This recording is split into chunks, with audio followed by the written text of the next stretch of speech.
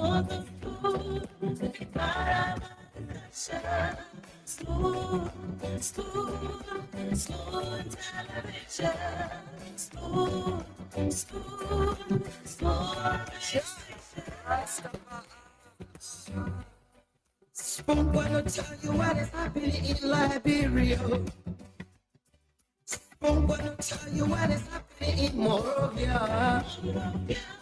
Spoon gonna tell you what is happening in Africa. Just to spoon, to spoon you know. If the children crying for starvation, just to spoon. You want to get a news update, my brother, to spoon. You want to know what is happening, Morocco, to spoon. Politicians want to make their decision, just to spoon. You want to know what's happening in the ministry, to spoon. Yeah, to spoon. Yeah, to spoon. You provide them to spoon. Yeah, to spoon. If you eat it, my regular, my brother, to spoon. You got it on TV, you got it on radio, to spoon. Yeah, to spoon. You want to get a nose on it, to spoon. Yeah, Rastafari. Kilibamba, kilibamba, kilibamba. Kilibamba, kilibamba, kilibamba, kilibamba. What I want? Yes,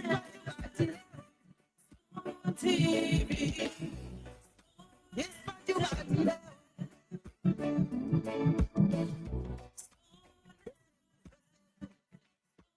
TV. Para, para, para.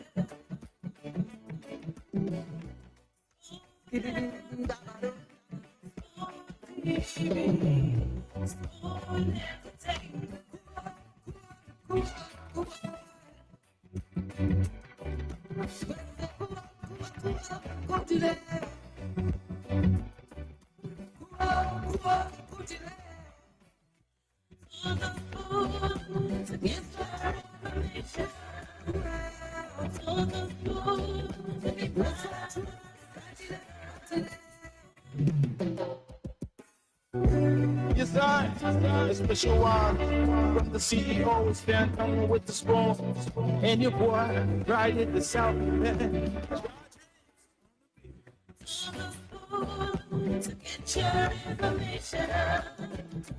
For the food to be part of the Spoon, spoon, spoon television. Spoon, spoon, spoon. Spoon gonna tell you what is happening in Liberia. Spoon gonna tell you what is happening in Morovia. Spoon gonna tell you what is happening in Africa. Just to spoon you know. If the children crying for starvation, just to spoon. You want to get a news update, my brother, to spoon. You want to know what is happening in Morocco, to spoon. Politicians want to make their decision, just to spoon. You want to know what's happening in the ministry, to spoon. Yeah,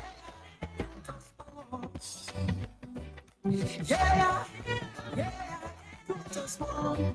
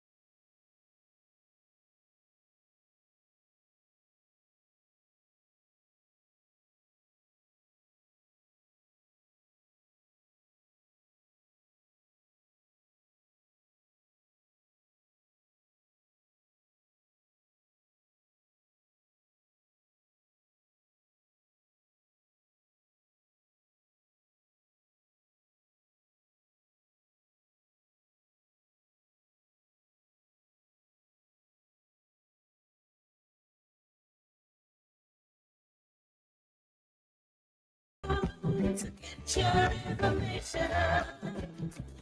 For the food to be part of the discussion. Spoon television.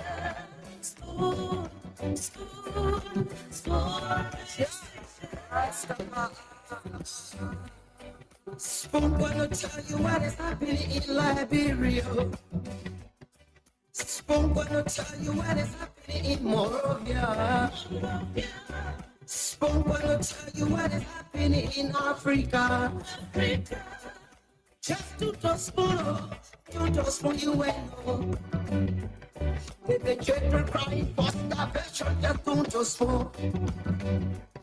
You want to get a news content, my brother, to spoon. You want to know what is happening, Morocco, to spoon. Politicians want to make their decision, just to spoon. You want to know what's happening in the ministry, to spoon. Yeah, to spoon. Yeah, to spoon. You provide them to spoon.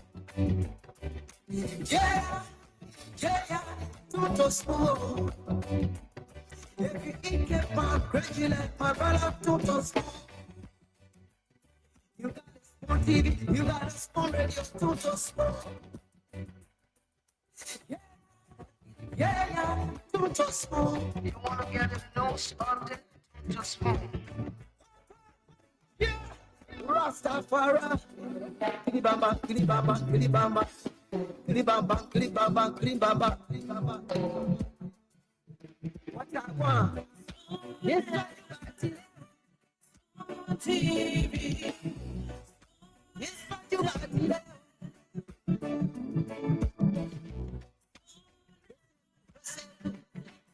TV.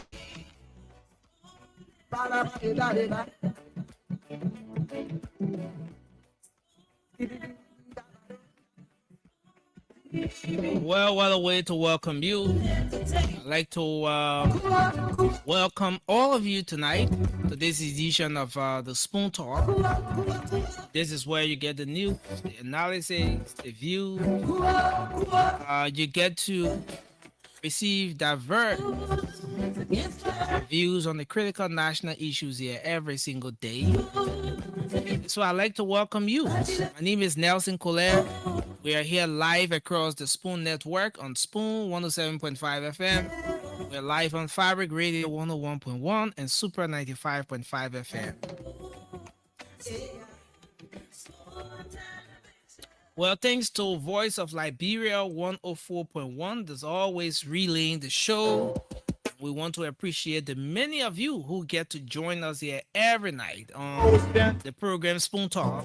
It's going to be a great show tonight, a lot to talk about. I want to welcome all of you tonight to this edition of the program. Keep sharing the show as you join us. Kindly share the show across your different social media handles and so on. Let's have a great interaction tonight. Let me welcome some of you joining us. I see Julie Rambo is here tonight. Thanks for joining us. You said you're following from the Netherlands. I see Dede Nouvel here, following from Charlotte, North Carolina. Thanks for joining us. Koto Posturu joining us via YouTube. Thanks for joining tonight. I see Per Kimber here from Atlanta, Georgia. I see Mohammed Sharif is joining us as well. Sosas Tule is from Grand Bazaar County. That's where she's watching from. That's he or she, whatever it is. Thanks for joining us, Tule. I see Experience LIB. That's Experience Liberian 562 and 5632. Yeah. Thanks for joining us. Daniel Morba, Moses Kamara, Catherine Finney, Frank Akko, Michael Daga, Visa Gawe, and a lot of you joining us tonight. Thanks for joining. Keep sharing the show as you join us tonight. It's going to be a great show here on this edition of Spoon Talk. We ask you to keep sharing the show as you join us tonight. Testimony, Ebony, there you go. Thanks, that's Doga. Thanks for joining. From Nimba County, we have, oh, now it's moving fast. James Como, Chris Cholope, Susan, the Swa family, Da Moore, see Nelson Swakoli. Thank you for joining us. CAB Dennis from Yekepa, Nimba County. Thanks for joining tonight. Actually, to keep sharing the show as you join us. It's going to be a great show here tonight. And this is one edition of Spoon Talk that you can't afford to miss for anything. Again, thanks to all of you for joining us tonight.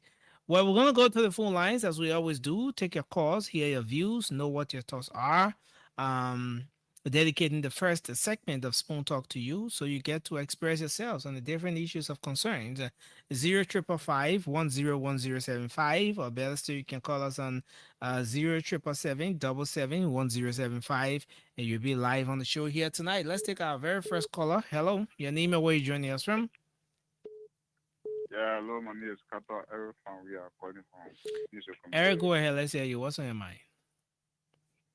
Yeah, I have a few concerns. What are the concerns you have?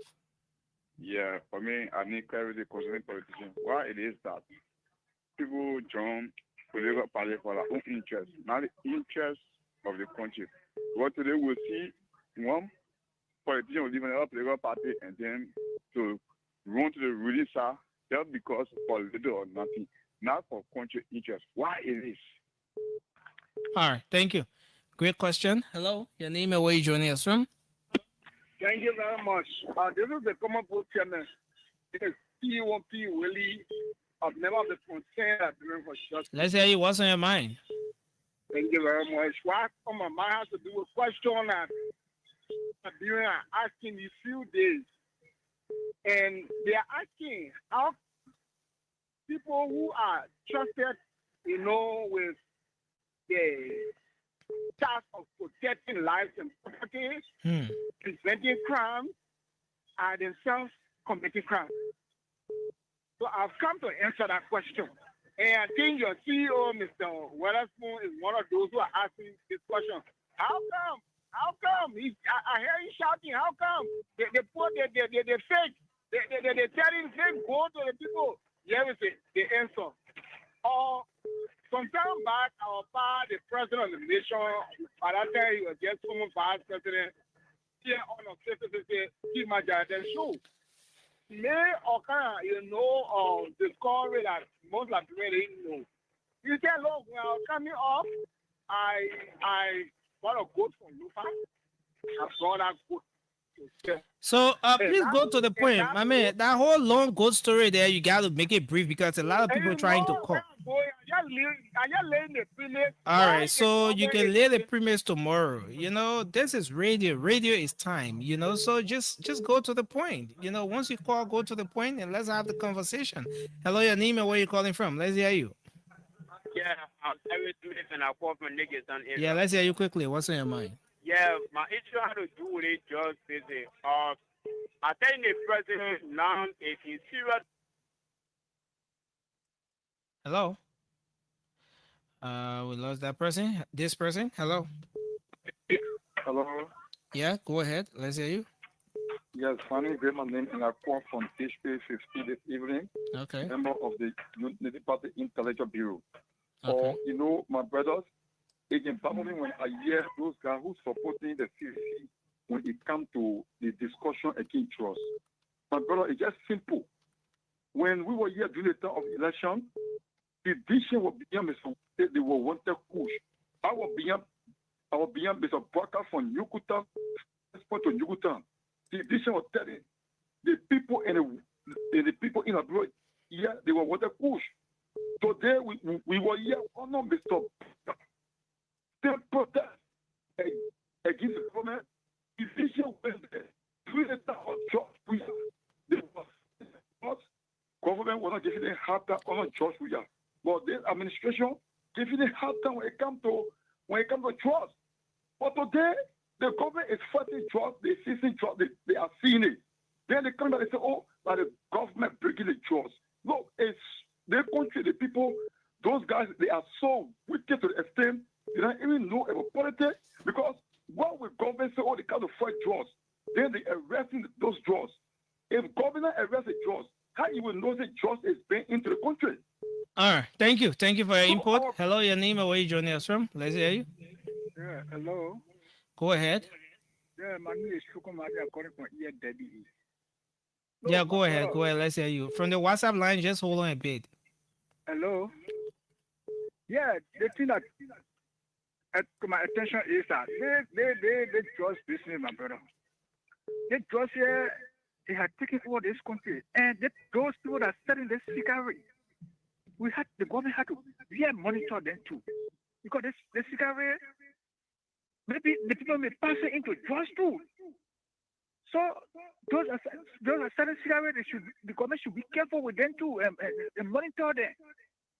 This cigarette getting too much in the country. You see somebody just standing in the street smoking cigarette, so you have to be careful with it.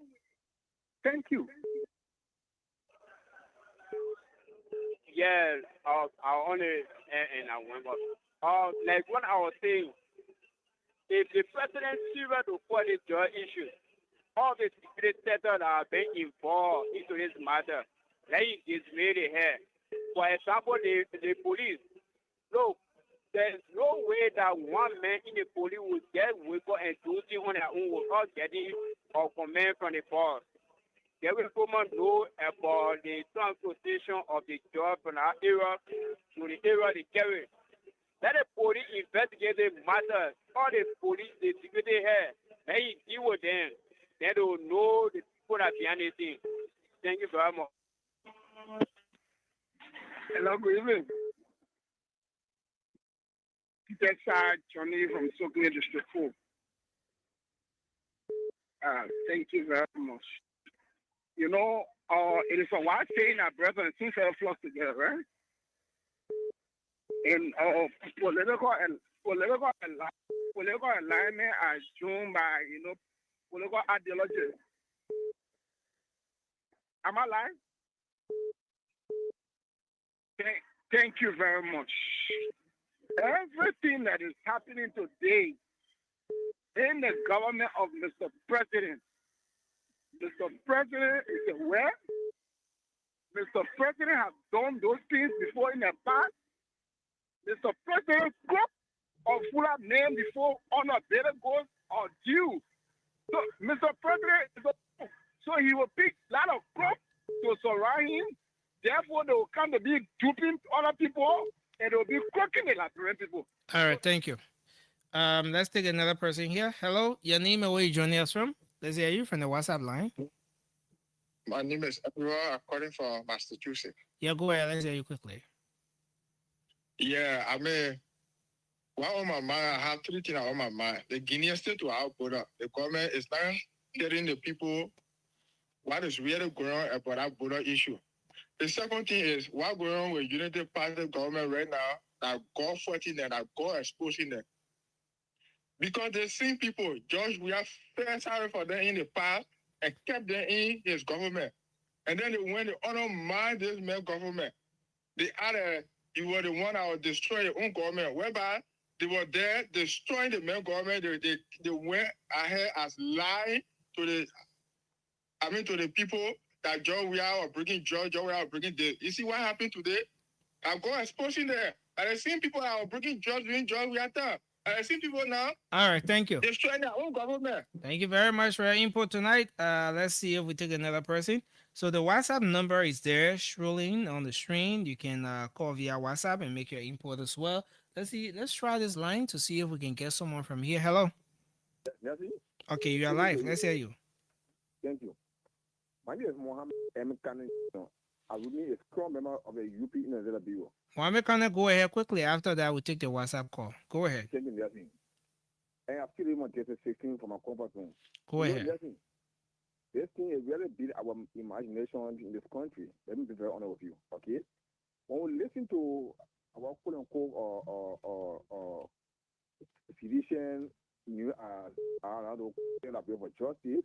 I don't know what I don't know at this point. Look, let's be very honest.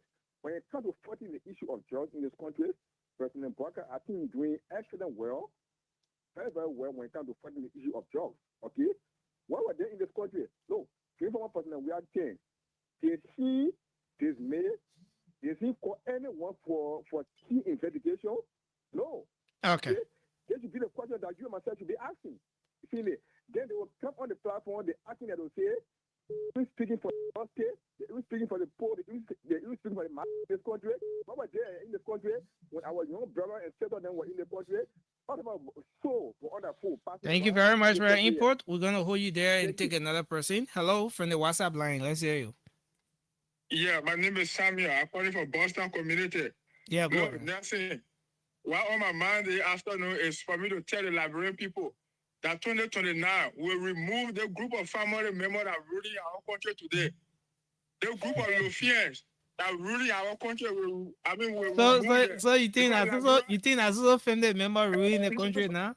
Look, 75% of government officials and minister, deputy minister, minister of operation, they are all Lufians. Who the minister of operation in the government? My man, I'm telling you what I know. I'm telling you that 2029 will remove the group of family members. Liberia is belong to every Liberian. It's not belong to a group of family members to rule our country. Thank you. It's right on my mind. Thank you very much for your input, sir. We appreciate you a lot. Let's see if we take another person from here. Hello, your name and where you calling from? Let's hear you. Hello, can you hear me? Please go ahead. Nelson, how are you? I'm okay, sir. It's good to have you. Thank you. It is Andrew in the Andrew's Fire, Progressive Andrew, Commandant. Andrew, go ahead. Let's hear you. What's on your mind? Nelson, you know, I'm one man that continue to speak on the issues of the national ID card business in the country. Mm-hmm. Because for some part of 2024, 2025, we followed that World Bank gave up to 4 to 5 million grant to the government of Liberia for the same national ID card issues. Since then, the government decided to suspend the process, and the most frustrating thing about it is that this year, all those who ID card got expire, when you go to renew your ID card or when you go to take new ID card, the guys will take the money from you. But you will not receive your ID card. More than 4 months now, my ID card got expired. I went at this place, Simple Bridge Town Hall, and then paid for my ID card. Up to now, I yet to get the ID card. And Nelson, it is embarrassing. Imagine now, we have our 12-year-olds who are already leaving school, and then they want to go and further themselves. And you know that one of the things that the school or colleges will ask for, it will be out of town with your citizen ID card. And once these things are not part of the document, it has the propensity of what we call hindering our young people of following themselves. And you know now there are many people who operate with the same citizen ID card. Okay. Up to now, the government who and are yet to tell us anything about the school ID card business. Why up to now we yet to get it? So I want to use the time to call on the government to do the needful and tell all why up to now the ID card business is still being stopped. Thank you for the time. Thank you very much for your input. So we'll come back to this line, take more of your calls, keep it coming to 0555 101075 or 0777 771 Hello. How are you? I'm okay. It's good to have you. Let's hear you. Please go ahead, sir. Yeah, Johnny Pontuala, President, committee. Nothing cool. We don't want to get the last thing to say. No, we take the government to the power when the government. We're looking for somebody that will develop the country. Get the president. Where are we coming from? We. And that's not working. They get different people. But how when you hit somebody, you will look for all allegations upon our president. Let government now they look out. Now they look here. They get different people working in this government.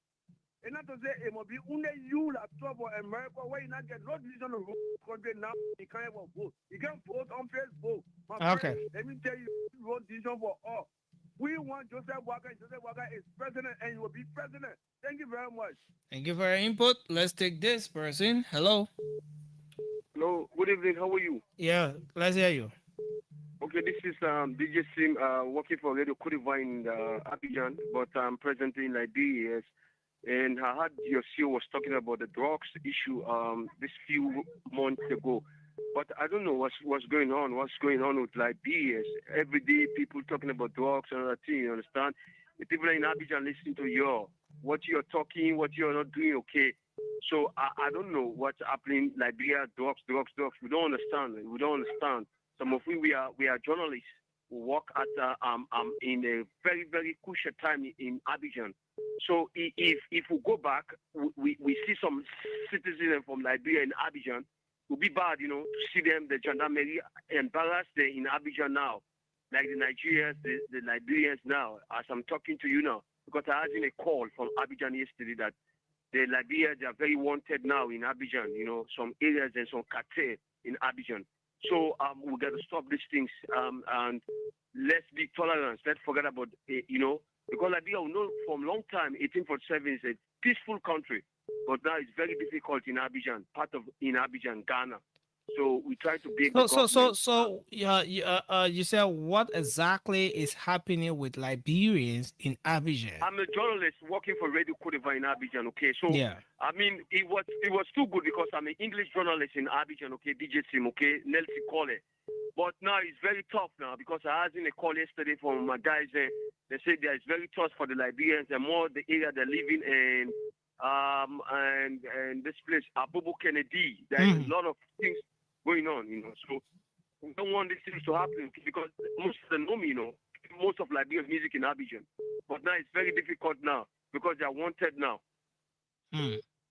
All right, thank you. Thank you for your input. Information, they are wanted now. Thank you for your input. We appreciate and you. Nancy Caller, you said if you go Abidjan, you are wanted because they say you are Liberian, so you transit cocaine.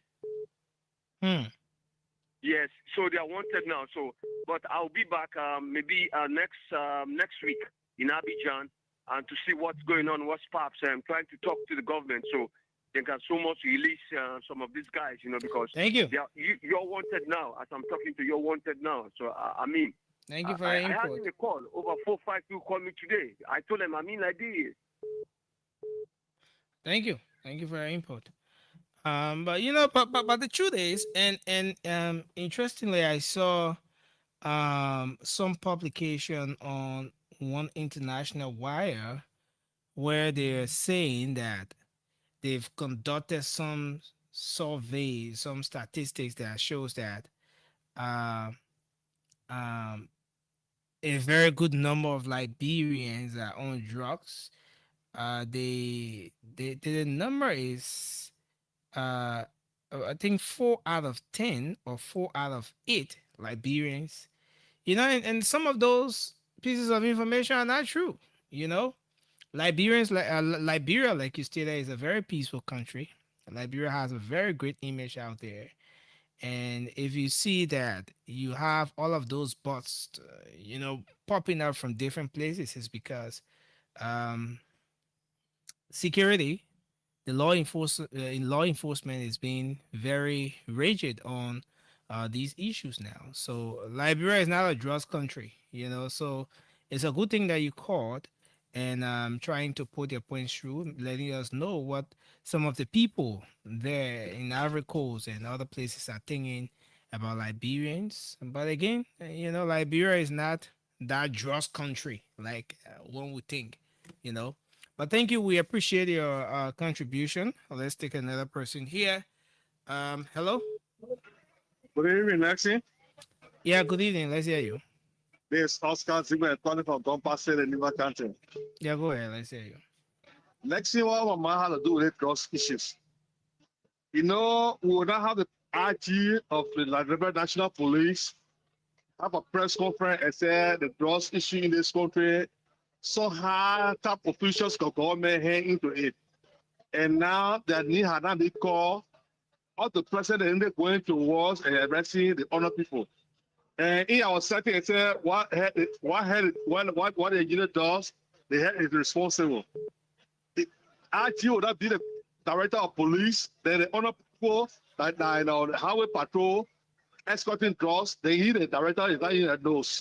And up to present, he failed to tell Liberians who are the son, the higher authority of government, like into the drugs issues. It seems to be that the president need to get on his feet and see how best to fight the drugs.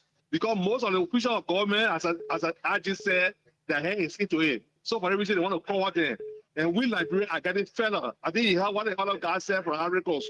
They are tormenting Liberians because of the drug issue. So the president had to take serious stand. That if you know friendship, that if you know no brother, no sister business. Because they actually have already said it. So top official of government hand is into it. So let the president take stand. Thank you. Thank you for your input. Let's take another person here. Hello, you are live. Let's hear you. Hello, can you hear me? Hello. Hello. Yeah, hello, you are live. Let's hear you. Yeah, thank you, Nancy. This is Sam Weir. And I'm joining you from my Logan Down residence. Sam, let's hear you. Yeah, I have two issues on my mind quickly. Nancy, my first issue has to do with, I can remember the CEO said once, you guys were to go to the Solomon Border and do the reporting. So I don't know if you have gone there. But if you have not gone there, that's it. I think it is frustrating. We are not heard anything from the Liberian government. If they land have been given to Guinea, I think the Liberian government will need to come out to tell us. But it is frustrating to have a president in your own backyard, a foreign country is there. And the next issue has to do with this drug issue. The issue of my brother of the Unity Party, I think the issue is not a party business, but if they let us bring the issue of party, I think Unity Party need to be ashamed of themselves. Because these people said it was drug we had, was breaking drugs. These people said the drugs, it was CDC official. So for their government, for the United Party government, we see hurricane in the police, in the NSA, other sectors of government. I think they need to come and be sorry to the city, to the CDC force and even to former President George Weah. As we speak, we are only seeing those people, those general officers being arrested. Even during the George Weah time, we did not see George Weah's son. They are being alleged that the president's son is involved in the drug issue. They are being alleged that the foreign minister knows about it. Even for one of those members of the cadet to take picture with our president. I think it is worrisome. Thank you, man. Thank you. Hello? Thank God. My name is Jusu Pielet. And I call from. No, yeah, I'm really my own bears. I'm not even expecting that. And I want to remind every one of us.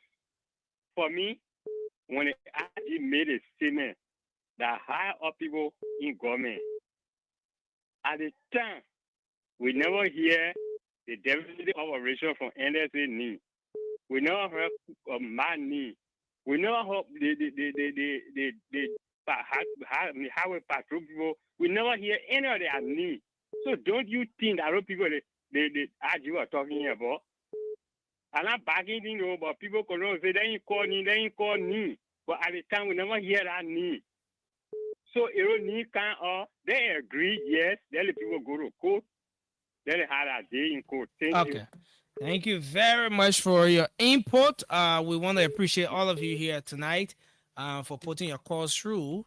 The show is going to continue. I'm going to make a quick adjustment here now, and Diamond will take over from this point. But you can keep following the show, keep sharing your thoughts in the comment section, and of course, we will definitely make a quick adjustment here and be right back on this edition. On this edition of Spoon Talk. Again, we want to say thanks to all of you who keep following and sharing your thoughts on the program tonight. Let's do this. You want to know what happened in the ministry from gospel? Yeah, yeah, yeah, just one. You provide them, really to just one. Yeah, yeah, to just one. If you eat the pan, crazy like my brother, to just one. You got a small TV, you got a small radio, to just one. Yeah, yeah, to just one. You wanna get a nose on it, to just one. Yeah, Rastafari. Kilibamba, kilibamba, kilibamba. Kilibamba, kilibamba, kilibamba, kilibamba. What I want? Yes, I got it. TV. Yes, but you got it.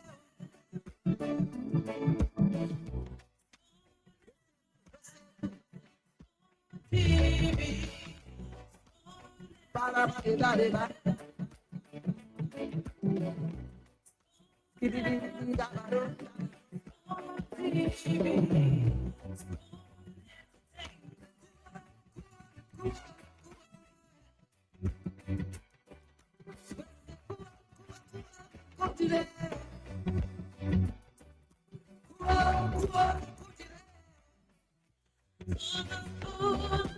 Yes, sir.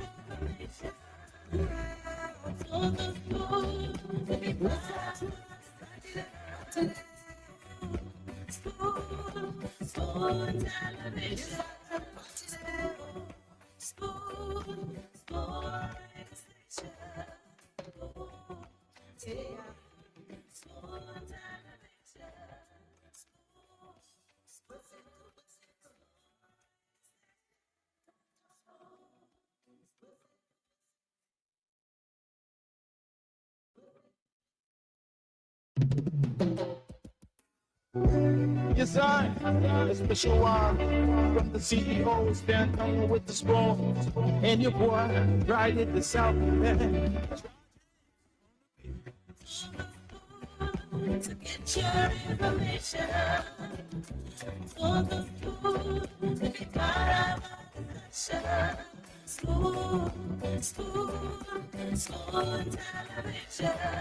Smooth, smooth, smooth.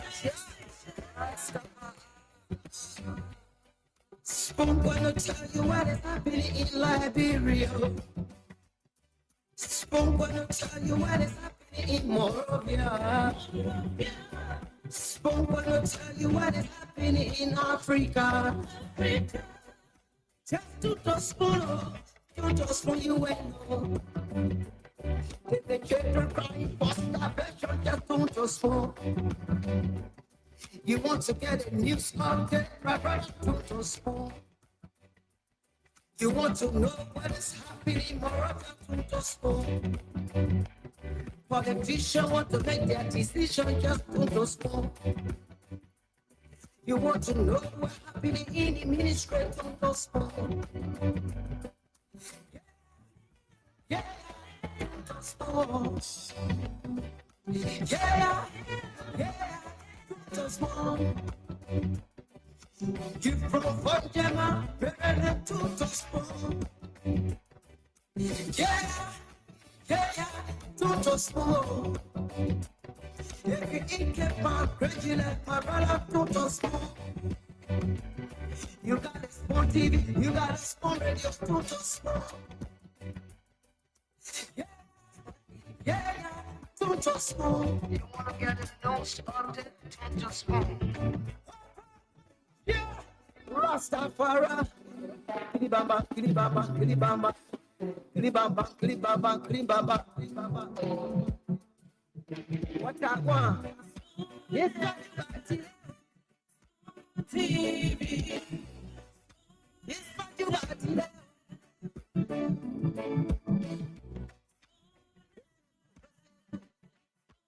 TV. Ba, ba, ba, ba.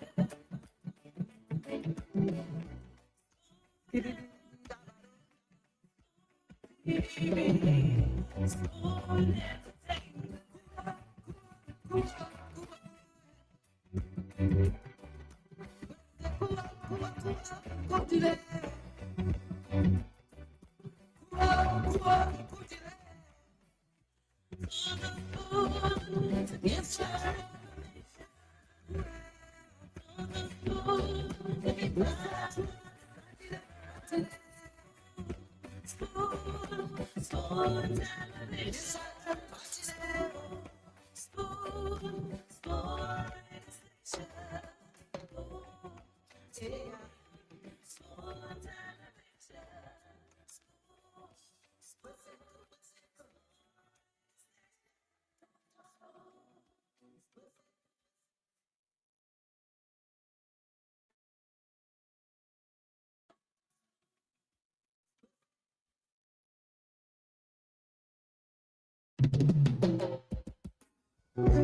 Yes, I, a special one from the CEOs, Dan coming with the spoon, and your boy right in the South, man. Share information for the food to be part of Spoon, spoon, spoon television. Spoon, spoon, spoon. Spoon gonna tell you what is happening in Liberia. Spoon gonna tell you what is happening in Morovia. Spoon gonna tell you what is happening in Africa. Just to spoon you know.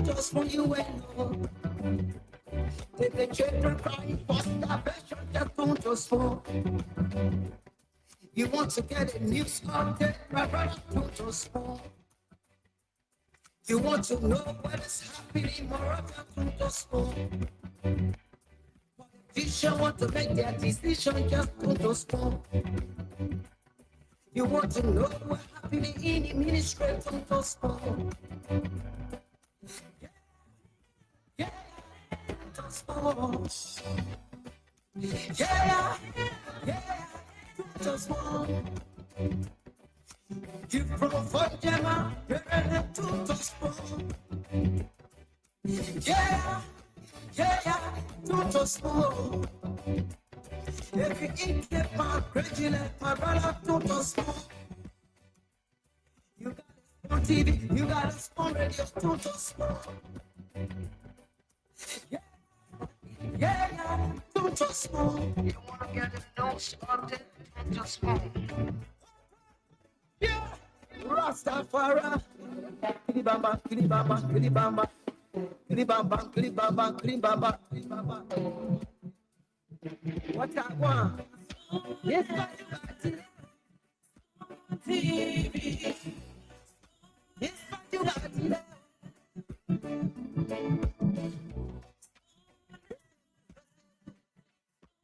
TV.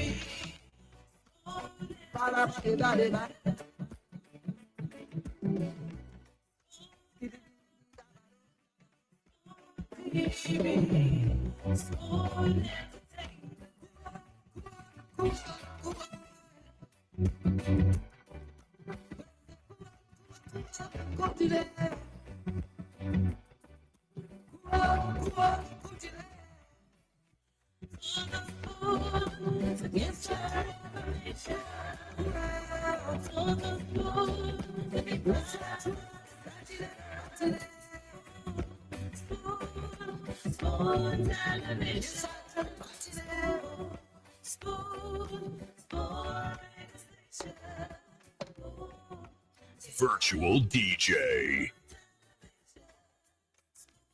All right, folks. Thank you for your patience. We continue the program. The CEO and the rest of the guys are definitely going to join on. A lot of things happening in the country. I'd love to say kudos to Nelson Colette. So while we await the panelists to join us on the program, we'll definitely go back to the phone lines and take more calls. Yeah, tonight a lot of things happening in the country. You know, a lot of things happening in the country. Check happening in the country. Political transfer window happening in the country. The whole issue about the IB Atlantic 4, that ship, You know, where is the ship currently as we speak? We've been tracking that ship through Vessel Finder, and we've been looking at the ship's movement on the ocean. We'll talk about that as well. The president again has recommitted himself to the fight against drugs in the country. The justice minister also revealing that the Americans are also involved in the investigation. But the question is, after suspension, what next? Well, where is it arrest? Or is it suspension with no consequences, and a whole lot of things happening in the country? And then we've gone back to this issue of like a project, I'm a project. You know, the claiming of projects paused for a while. When the whole drug business started again from the 19 million to the 317 million, then we started to see people trying to stick it on each other.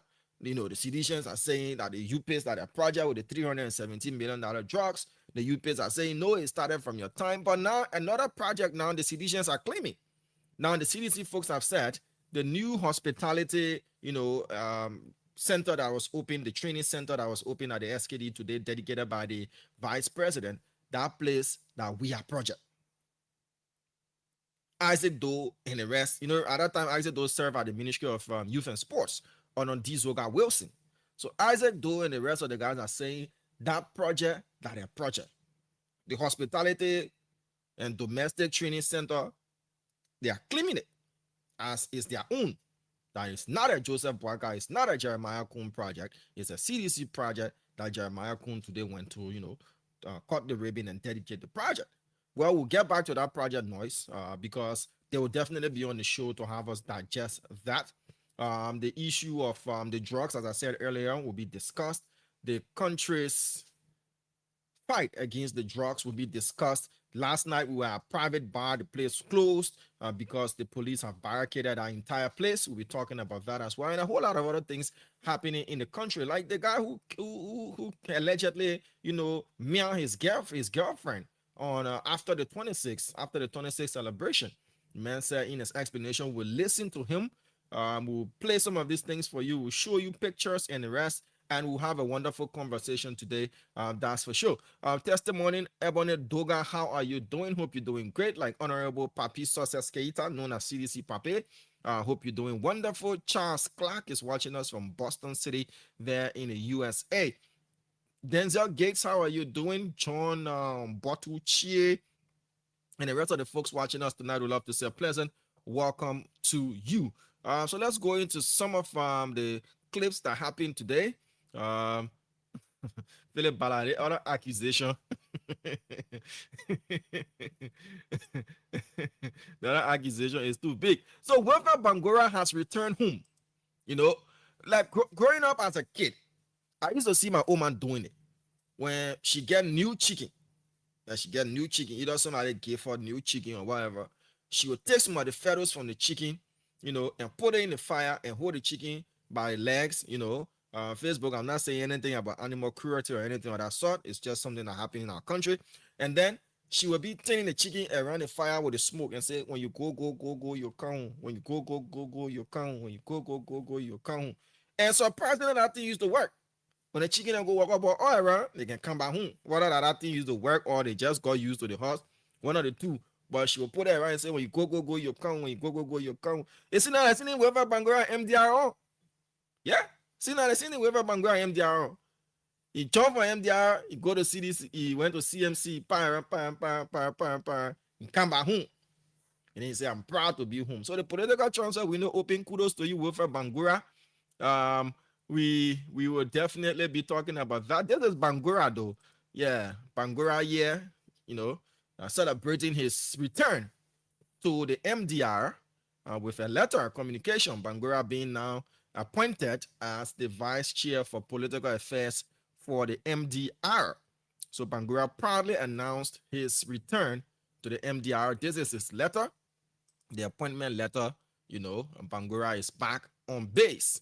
Remember, Bangura was one of those who vehemently stuck with the CDC prior to 2023 general elections when some folks from the MDR were breaking away like Cooper Cry and the rest. Wilfred Bangura said he will stick with the CDC through thick and thin. But after CDC lost, Wilfred Bangura then jumped ship and jumped to the CMC. But now he's back to the MDR and says he's home. All right, so this is a tragic story that happened. We followed this story throughout. Our reporters even went to Sierra Leone where the extradition took place. But let's listen to the accused person, the person who allegedly, meow his girlfriend, according to him, because she was seeing this guy called Gentle Jack or Gentle Giant, one of the two. And he get 1,000 to cook on 20, say he get 1,000 for a set. He gets it, she was going back for clothes and all kinds of things. And it led to a fight, and the girl, and then he put her in the swamp. Let's listen to him. Wednesday night in the evening, she came for her clothes. Our lane, I don't think making how does have no go tiba. When no go tiba, so I go much traveling. So yeah, so taking over the go tiba, I has you, she nagged it. She said, oh, she nagged the opening. She said, oh, Tibo, I come for clothes. I said, about hour later, you come for clothes, hour later. You can't take clothes hour if you want to take clothes. Normally, they feed the whole 2 hours indoors, you and Sianek come to the other. So if you want to get your clothes, wait. You and Sianek come in the morning, you take your clothes now. Yeah, you and Sianek come in the morning. So what happened after that? Take your clothes. So in the conversation with the clothes, when she wants to take clothes, there was she taking the clothes. I was led to the fight. What happened during the fight? In doing the fight now, I had a sudden incident take place. What happened? What you did to her? When he led to the fight, I started beating her. Yeah, I started beating her. How she fall. What you told her after you noticed that she was there?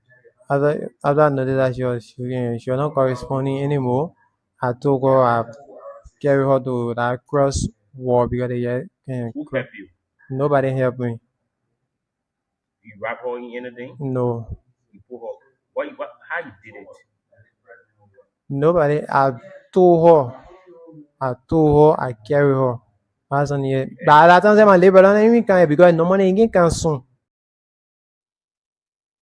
So that is the suspect, T-Boy, as he's known. He's been charged with murder by the Liberia National Police, not just for hitting on, but actions after thereof did not in any way show that he tried to preserve the life of that young lady by taking her after hitting her and taking her to the swamp or to put her on the road and leave her for dead.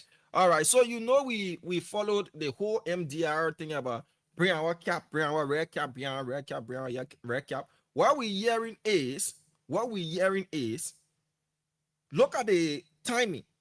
The timing. Is it a coincidence to you that after the 48-year-old MDR youth chairman said they have retrieved their red cap from Samuel Koga after they gave Samuel Koga 24 hours ultimatum to return the red cap, for which they said it was a symbolic thing given to Samuel Koga and it didn't meet the purpose for which it was given to him. What we're hearing is when they check the red cap allegedly now, because that red cap looked like a cap that they got from somewhere else, people saying it's not a cap that was gotten from Samuel Koga, it's another one that was in stock. We can't independently verify that. But what we're hearing is that cap was taken away from Samuel Koga, and at the same cap was given to Bangura. Now, red cap, like you heard the MDR 48-year-old youth chairman saying they won their red cap back. It's like only 2 other cap remain. They gave Koga one, and the other one they gave to the party chair. So that the cap now they took and they gave it to Bangura. But let's hear the man talking about taking a cap back. With the return of the official symbol of the Movement for Democracy and Reconstruction, the MDR. This hat was given to Senator Koga during our national youth retreat in Ganton, Nima County in July of this year. So the cap was taken back, and we heard that the cap was given to Bangura along with his appointment letter. So waiting for Bangura to come on, whether the same cap, or he has been given a different cap. Hussein Fadiga, how are you doing? I'm doing great, Dama. I'm doing great. I've been enjoying your commentary. I listened to a lot of what you have been saying. I was just in the back. That young man that killed his girlfriend is disturbing, man. I see a lot of those domestic violence in Liberia. I didn't know people were still doing those things, beating on another person. I don't know how they feel inflicting pain on another person, but I hope he served the time. And I heard, was he extradited back to Liberia? Yeah. He was extradited yesterday from Sierra Leone. He looked like a regular gentleman, this young man. I don't know. How old is he? Do you know his age? Somewhere around 28, according to his own admission. He's in our range from 28 to 30. Yeah. It's unfortunate. I see a lot of that. I don't know. But hope he get justice served. So the red cap, the issue now, we're hearing, Bangura is back with the MDR, right? Yeah, I saw the post on Facebook. He's back with the MDR. That's a good thing. I mean, MDR is a strong political party institution. I think. But the red cap thing, I don't know. I don't like to delve into this whole MDR thing because it just sounds funny. It doesn't sound serious to me. But the men that took the cap, according to them, they retrieved the cap from Samuel Koga. How? And the same cap they get away from Bangura.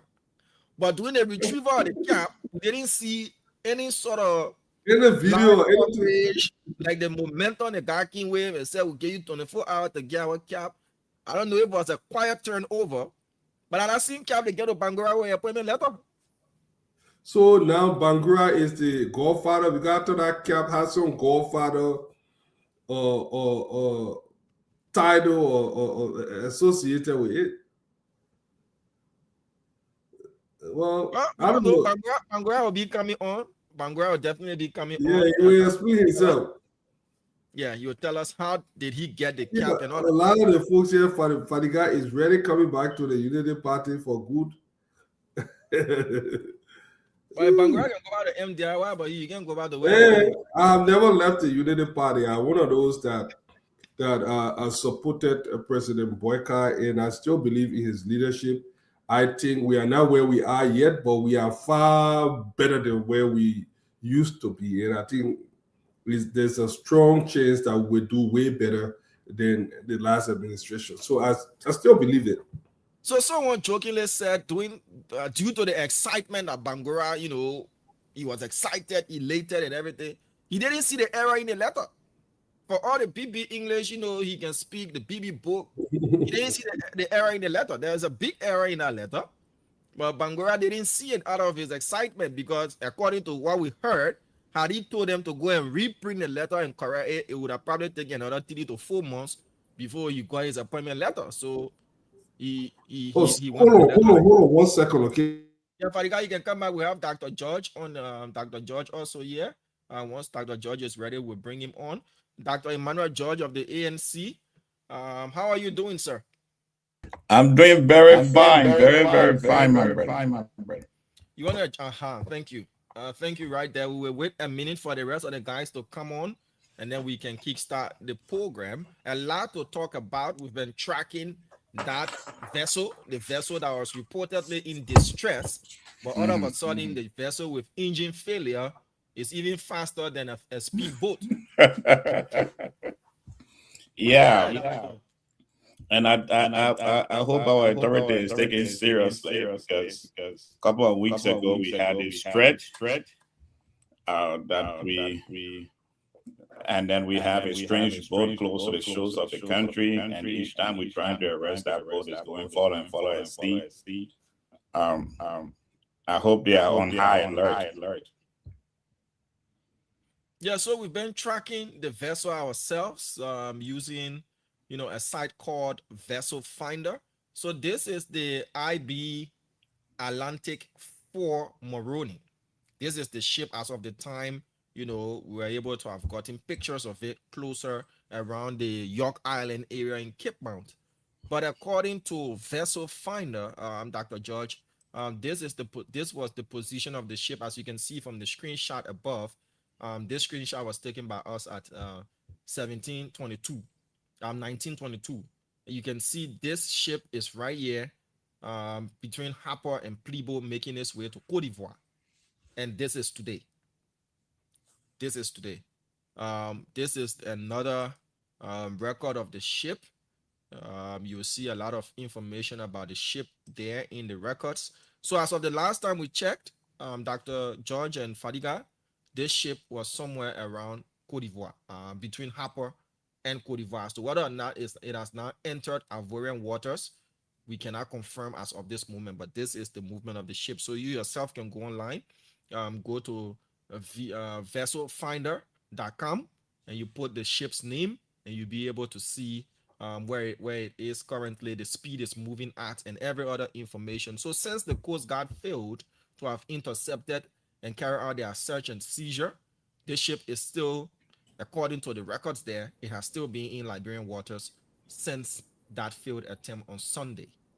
And it poses a lot of questions. It does pose a lot of questions. We'll talk about that as well. You know, the vessel that had engine problem, miraculously somebody just touched the back. So full throttle, full speed. They start moving with speed faster than faster than a speedboat. I think I'm getting echo. Let me go out and come back. Okay, please do that. We just laying out what we'll be discussing. We're bringing Tamba on. Once Tamba comes on.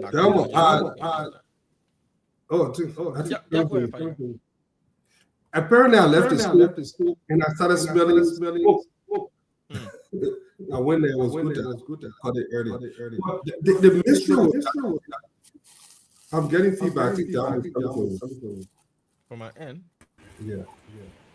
Everything is going to the board, but just go ahead. If the echo is going, go ahead. Yeah. So what I was thinking was that ship, don't we have partners that can help? I don't know, because there's a lot of mystery surrounding this ship. Because there's no real evidence that is carrying any of those contraband or drugs. But the fact remains that it came close to shore, and it was mentioned in a letter from a man that has been closely linked to the drug bust in Liberia. So this makes it even more mysterious and make me want to know what is on that ship. And knowing that the transponder is on and we can track it, don't we have like partners in the region that can intercept that thing? Because that ship. Are you using any other device to listen to the show aside what you're using on the show? Let me go up and come back. Yeah, Beck, just go out and come back so we can see feedback. Yeah, it's all echo. Tamba, how are you? I'm good. I'm good. All right, guys. Please let us know if the feedback is if we have a good sound. If there is no more echo, please let us know so we can be able to sort it out. Thank you for your comments. You are not hearing echo in studio? No, I can hear it from my end though, because everything is running through the board. So those that are watching, they can better tell if there is still an echo or not. If there is still feedback, Well, I can hear. I'm going to go out again as well. All right, so just go out and come back. Let's see if we have feedback. If only me is on the feed. Okay, great. All right, thank you. All right, so guys, once Tamba leaves, please let me know if the echo, if you're still hearing the echo. If you're still hearing the echo, please let us know. If anything, then we can see what to do. But we're not getting any sort of echo from the studio. So if there's echo, please let us know so that we can work on it. So is there still feedback? Okay, thank you. Aaron says it's okay now. Toby Wilson says it's good. Frederick Tule says it's good. Arvin says it's better now. Says you alone is okay. All right, so probably the feedback was coming from Tamba, but let's bring Fadiga back on, and if we bring Fadiga back on, we'll see whether or not there is still an echo. Fadiga, how are you? Yeah, I'm good. I'm not hearing any. I'm hearing it. Yeah, so guys, that Fadiga is back on. Is there still an echo? I think I'm hearing echo. So Damo, what happens is whenever Stento Mark is open, I get feedback. So what happens is the CEO uses another device to watch, but we don't use another device to watch. So you get the echo when he's watching from another device. So now that we hear the folks are saying, I'm still getting. All right, somebody says it's bad again. Fadiga, let's see if we can continue for a bit. If there's still echo, it's okay. and then So if you mute yours, I think if you mute, try muting. Let's see.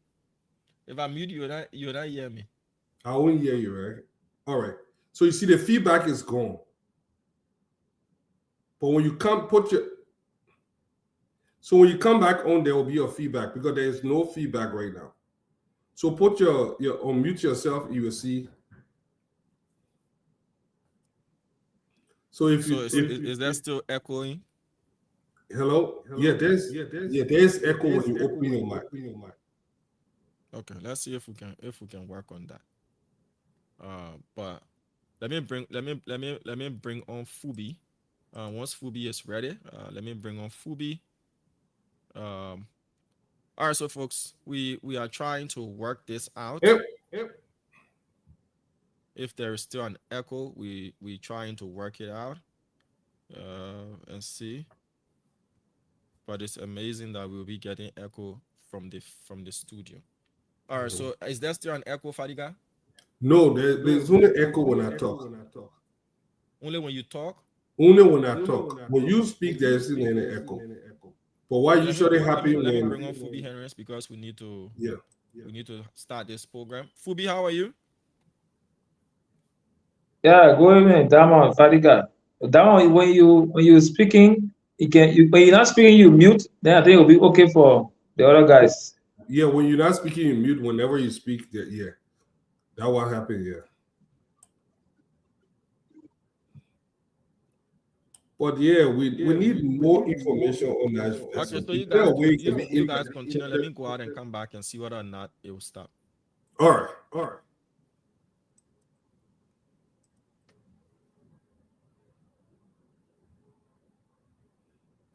So Fubi, how you been, my man?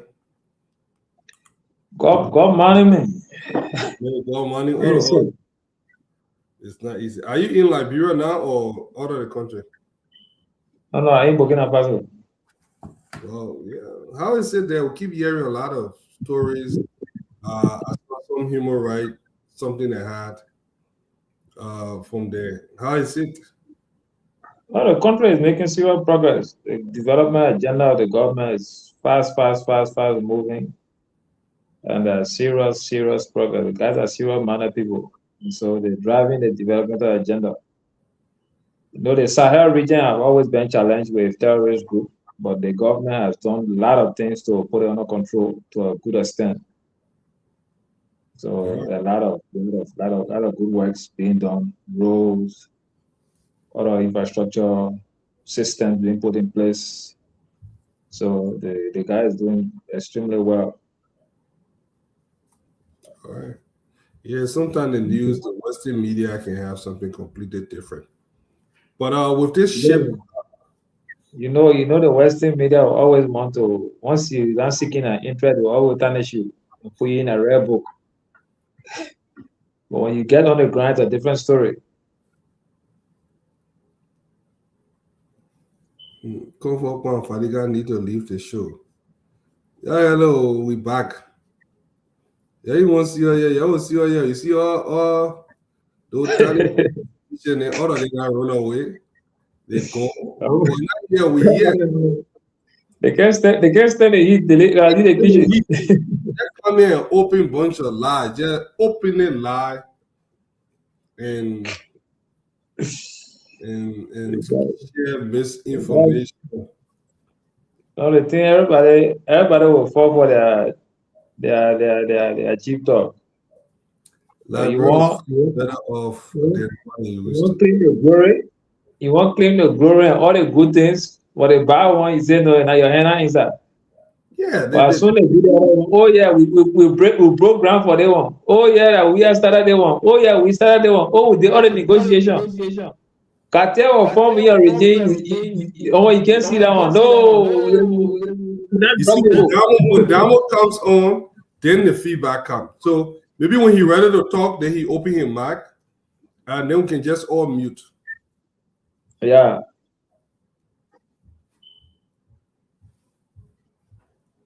Yeah, you guys can continue if there's still echo coming from our end, if because we're really trying to sort this out.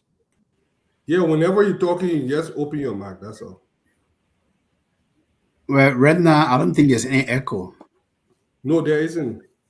Okay. Because all of us, our mics are open. So Damo will just mute and then you just continue. Yeah. Let's try that. If we all can mute, then we can start the conversation, because we're doing everything possible to make sure that there isn't any sort of echoing. But if you say there's echo, then it's really how they can call it. All right, so guys, welcome to the show.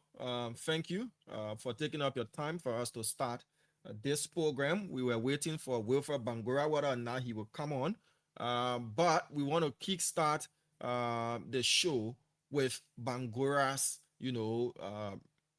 return to the MDR. But first, you have to tell us what's on your mind, each and every one of you. You have to tell us what's on your minds, and then we can move from that and progress into the conversation. We'll talk about the ship. Yesterday, the CEO spoke about an issue allegedly involving some agents of the Liberia National Police and something like duping someone. That is going to be tabled today, but a lot of documents coming out concerning that. That will be discussed once he gets on. We'll also be talking about President Boakai's renewed call for the fight against drugs, saying that even if you're worthy, if you have money or anything, the government is going to come after you once you implicated in the drugs trafficking or the narco trade that's affecting Liberia. So a lot of other things happening in the country. We've outlined those topics. So guys, what's on your mind? Beginning with Fadiga, you were the first to have come this night. Well, Damo, I have a lot on my mind. What's on my mind is the fight against drugs in Liberia. Look, I was having a conversation with a couple of individuals today, and in as much as people want to make this false comparison, drug did not start on the CDC or even the Salif administration or this administration. But what happened is it got worse in the last 6 years under the CDC. It was a means of economic sustenance. And there was a strange pattern that I observed during the time my brother was at LDEA. Whenever they would go in the ghetto, I started observing it from the video footage that were coming up. I saw this banner that always had this CDC regalia, either that little poster or in all the ghetto. And one time I asked, I said, why do we always have CDC things in the ghetto? And he told me that the reason one of those guys that they arrested in the ghetto said that it was a call card, or get out of jail free card.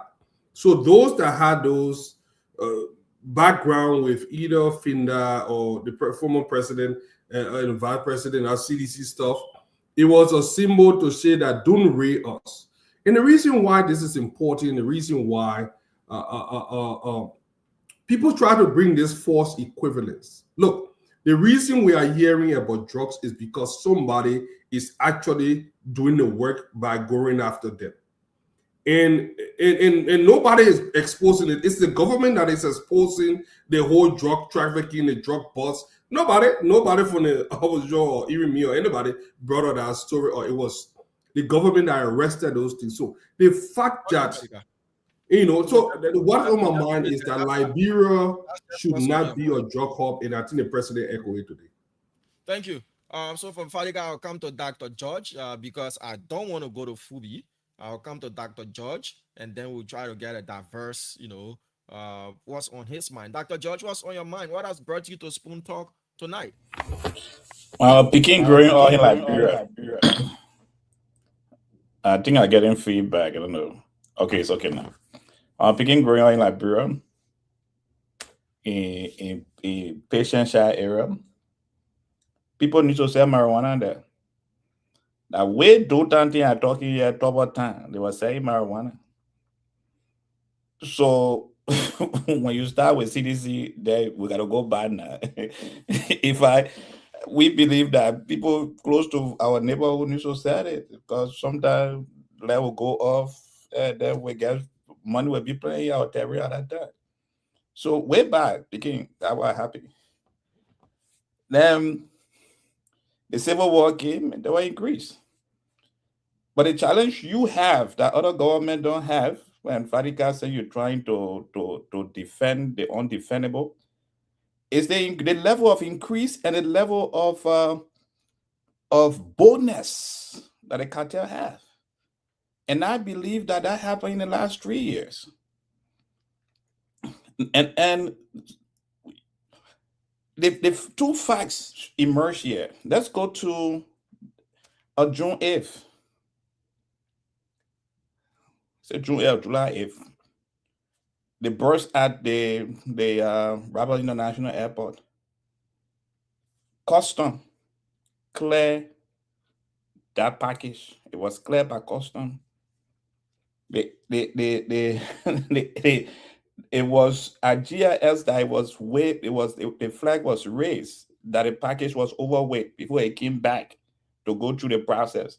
Someone was trying to steal, and the person got cocaine instead of why they wanted to steal.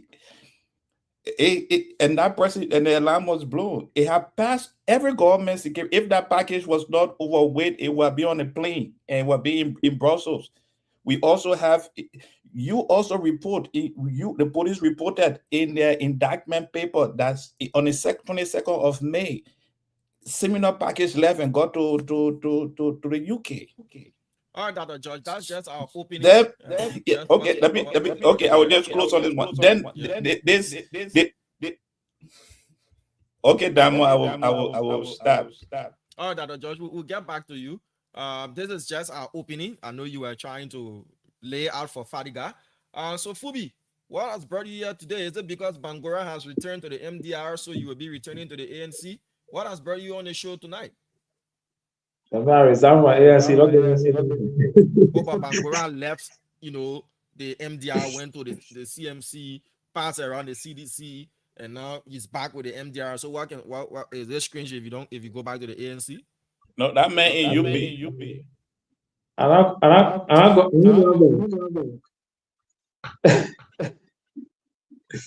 I say not go to Bomber and Leggy. But tell us what brought you here. What's on your mind? What's on your mind tonight before getting into our topics? Oh yeah, good evening, everybody. Bush show today. I just want to get caution a lot of young guys out there. They're in a habit when you don't disagree. You're free to disagree with people, but you're not free to curse people because you disagree with them. So people need to understand that people will post. You don't like what the person posts. The person mentioned you in a post, you go there and start cursing for your godfather or your whoever. And I always told them, I said, look, you have to learn to respect people's opinion. Nobody owe you, their point of view. So people have the freedom to post and have their own opinion. You can choose to disagree and be respectful in your disagreement. But if you choose to insult people because you don't agree with them, and for me, that doesn't fly with me. When you do that, I'll fire you back. So we just encouraging people, look, don't be cursing for anybody. Politics make strange bedfellows. Yesterday, you saw people that were act on the political front. Today, you see that their bodies are holding hands. You follow the saga with Yeke Koluba. He there with Jowia today. Jowia good friend. You saw the issue with ANC, CDC. Today, they are working together. You saw the issue with Bernard Ure and we are. They challenge each other at some point. Who was sharing we are Ebola coronavirus material in Kirisburg, Ure. You saw Taylor Ure and Abu Kamara fight, down that District 15. Serious battle between CDC and the ALP group. By the end of the day, who you saw campaigning with CDC 2023, the Ures. So don't cause for politicians. Stop that. You can disagree, but you move on. Understand that the basic principle is disagree, but it owes you. Thank you. Thank you. All right, so we go to Tamba Agalas. Tamba, what has brought you here tonight? What's on your mind? Is it the ship that had engine problem but it's now moving fast at speed, moving at serious nautical miles, or is it the president's renewed call talking about the justice minister talking about the American DEA and other international investigative agencies involved in this drug investigation in Liberia? What has brought you on the show tonight, Tamba? Yeah, thank you, Diamond. It is a pleasure to be on here always to partake in discussing the social economic issues affecting our country, Liberia. So all of those above that you name, brought me on the show here tonight. But the most important takeaway for me or opening for me tonight is the president's commissioning of new judges and court marshals today. And of course, during that ceremony, his strongly worded statement against organized crime, illegal drug cartels that are trying to make Liberia a safe haven. But just a little bit back to the justice, reinforcing and building the capacity of our judicial system. The commissioning today of this new corps of officers and a call by the president to ensure that these people go out there and ensure justice for all Liberians, to ensure that they can strengthen the prosecutor arm of the government, to ensure that they can use the justice to combat the illegal cartels, drug cartels, and other organized crime that are operating across our land today, and to ensure that every Liberian has the opportunity to get and experience fair justice across our country. It's very important for us. We cannot, the executive alone or the joint security alone cannot win the fight against organized crime and the drugs against cartels. We need a justice system. We need a strong justice system that support the war against organized crime and the cartels. And we look forward to seeing that a reinforced and strengthened justice system to continue to win the fight against corruption and illegal drugs trade, organized crimes. Thank you. Thank you, Tamba. Let's now bring on Conor Gray. Conor Gray, you should have been part of the Coast Guard team, or by now you should have been sending them, serious imagery, satellite imagery, and the rest, to be able to intercept that boat. Because every time you talk on the show, Conor Gray, you talk about being in the intelligence sector. And here we are, we cannot even catch a ship that said that was said to have been in distress. But anyway, what has brought you on the show tonight, Conor Gray? Is it to provide us with how we can nab the IB Atlantic for Maroni? Before going there, good day, everyone. And Diamond, I think your setting, I'm not sure the platform, whether you're supposed to be on the same app as us, but it looked like you're using, for microphone, you're using a different hardware. That's where the feedback is coming in whenever you speak. Well, you're not an engineer, maybe you may not know how to set that, but if you're using StreamYard, go back here and put you on the same app that we're on. That's the difference. But here's what is on my mind. Today I heard a caller, calling the station, I think when Nelson was there. And these are some of the spillover effects that we are concerned about, that those of us in the international circle, that whenever we politicize an issue, we think it's going to remain national, but then the spillover effect is that we are affected, those of us who are in the international arena. Today I heard a caller stating that Liberian coast are targeted because they presume they are the carrier of drugs, or trafficker of drugs and so on. You remember we used to have those kinds of euphemism occurring in Liberia, where we used to see, I hate to call certain national, West African national, but we used to take Nigerians as people who traffic. You know what I mean? Back then, we didn't know any much what we know today. But so this is what has become of us now as a people, because we're fighting among each other for who occupies the executive mansion. So we're switching blames and so on and so forth. But the spillover effect is that it affects all of us as nationals of Liberia. So I heard a caller was saying that Liberians are in hot pursuit in the Ivory Coast. I hope it's not true, but this is why we should tap it down a little bit. Look, whoever becomes president, they become president for the Republic of Liberia. But when we start branding our state narco state, our neighbors don't understand how to process it because it's coming from our mouth. Remember when one former lawmaker, started talking about Solomon, that the land belongs to a certain country, and they pick it up. So you see, their own lawmaker is saying it, and so it make the case for them. So that's what is happening to us. But that's right on my mind, my brother, Slanger. Thank you, Conor Gray. And since you spoke about that lawmaker, even though you didn't mention name, we have Honorable Koluba. Presumably, he was that lawmaker who spoke on the Solomon issue. Honorable Koluba, what's on your mind? What has brought you on the show tonight? A lot of things happening in the country. What has brought you on?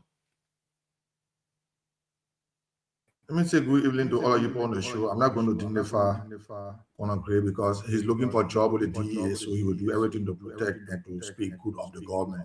If even the government is wrong, he will speak good because you're not a job-seeking person. A guy belling the without looking for a job. Look, Damo, I don't want the Liberian people to believe what Joseph Boakai is saying. Joseph Boakai commissioned people that are going to sing praises to him. He's going to dictate to everything Joseph Boakai said about being someone that want to fight drugs. He's misleading himself, not the Liberian people, because Joseph Boakai is the #1 drugs cartel in this country. Joseph Boakai have created the situation where Liberia is being used as a transit point for drugs. Honor Joseph Boakai. Liberia don't have respect anymore. Liberia is going down the drain on Joseph Boakai when it comes to rule of law. Joseph Boakai does not respect the rule of law. Joseph Boakai wants everybody to sing praises to him. Everything he says, the people should listen to him and they must give him what he wants. And now we see happening in the setup. We see that he said he commissioned people today. He just commissioned another setup under the executive that he will dictate to and tell them what to do. So we are here to inform the Liberian people, to tell the Liberian people that Joseph Boakai is not a serious person. He's a serious drug cartel of this country. If anybody should be arrested, it should be Joseph Boakai. Thank you. Yeke Koluba. T, you just joining us. We're just about to wrap up what's on your mind, what brought you on the show tonight. So we'll grant you that opportunity to tell us what's on your mind, what has brought you on the show. And to those of you listening and watching, kindly let us know if there is still echo coming from the broadcast during the show. Let us know. But T, what's on your mind? What has brought you on tonight on the show? Thank you. I'm hearing echo. I don't know.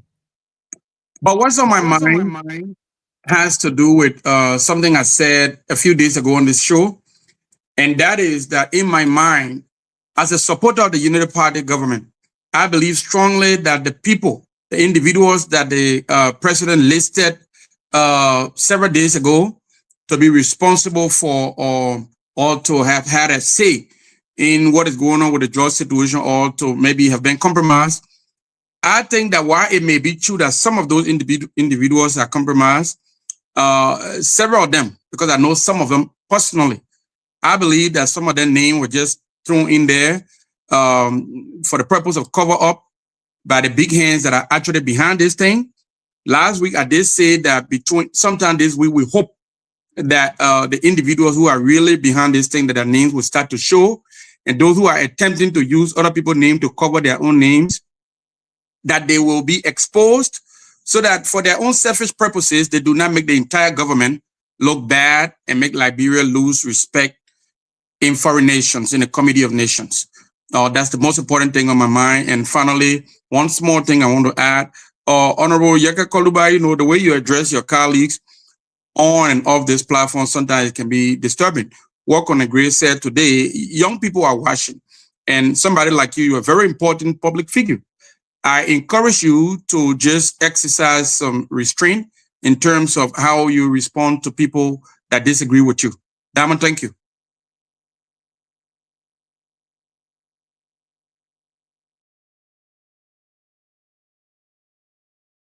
Thank you, T. If there's still an echo, we're doing everything possible. As we all said, once we're not speaking, we can mute our microphones to avoid us having echo on the program. So just as we were talking about this, we just got information. We wanted to kickstart with the issue of what's his name, Wilfred Bangura, going back to the MDR before we piggyback into our other conversations for today. But just as we're speaking, as we're having this conversation, the MDR has issued a press statement. So we just want to throw that out there quickly. Glance at it. The document is in the chat room as well. You can read it, but we'll put it on the screen for those of you watching, so that you can see the letter coming from the MDR. So what it says here is that the MDR has made serious key decisions of the National Executive Committee. We'll just brush through this quickly. And the first thing that says the decision comes from that was reached during the meeting of the National Executive Committee held on Wednesday, August 5, 2026. The National Executive Committee overwhelmingly approved the appointment of Mr. Wilfred Bangura, the second as National Vice Chair for Political Affairs, to serve the remainder of the current term until the party's next national convention. Then the release goes on to say that the National Executive Committee has also approved the establishment of a 7-member ad hoc board of inquiry in accordance with the provisions of the MDR Constitution. The board was constituted following formal complaints submitted by Mr. Kelvin DJ Matadi, National Vice Chair for Press and Propaganda, against Senator Kogai, Samuel G. Kogai. The complaints allege Samuel G. Kogai violations of Article 12, subparagraphs A, B, E, and G of the MDR Constitution.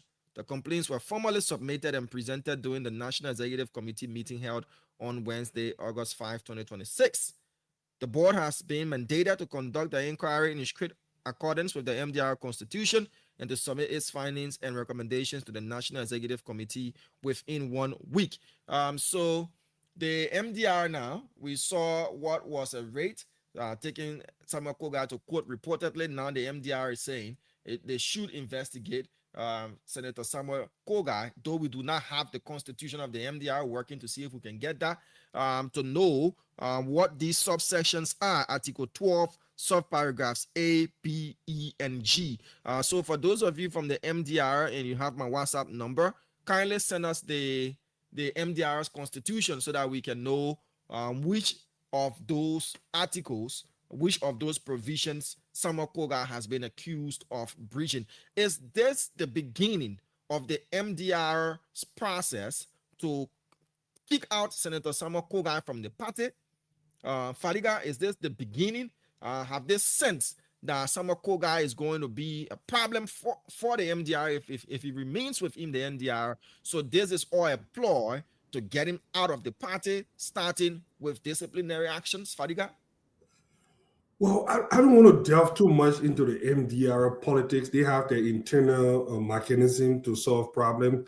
But I just want to give a personal opinion on this whole thing. Look, the MDR as an institution have a lot of permanent sons and daughters from Nima County affiliated with that party. The most permanent of them is the current vice president. I think there can be anyone more powerful in that institution than the current sitting vice president. I do not know the strategy of Kogai. I do not know what he hopes to achieve. Quick question. Is the vice president still a member of the MDR, or he is a member of the Unity Party? That's a good question. I know he came to the alliance through the MDR.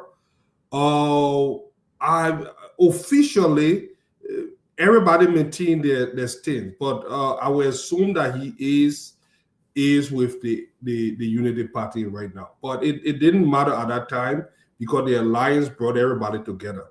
But prior to the alliance, he was with the MDR.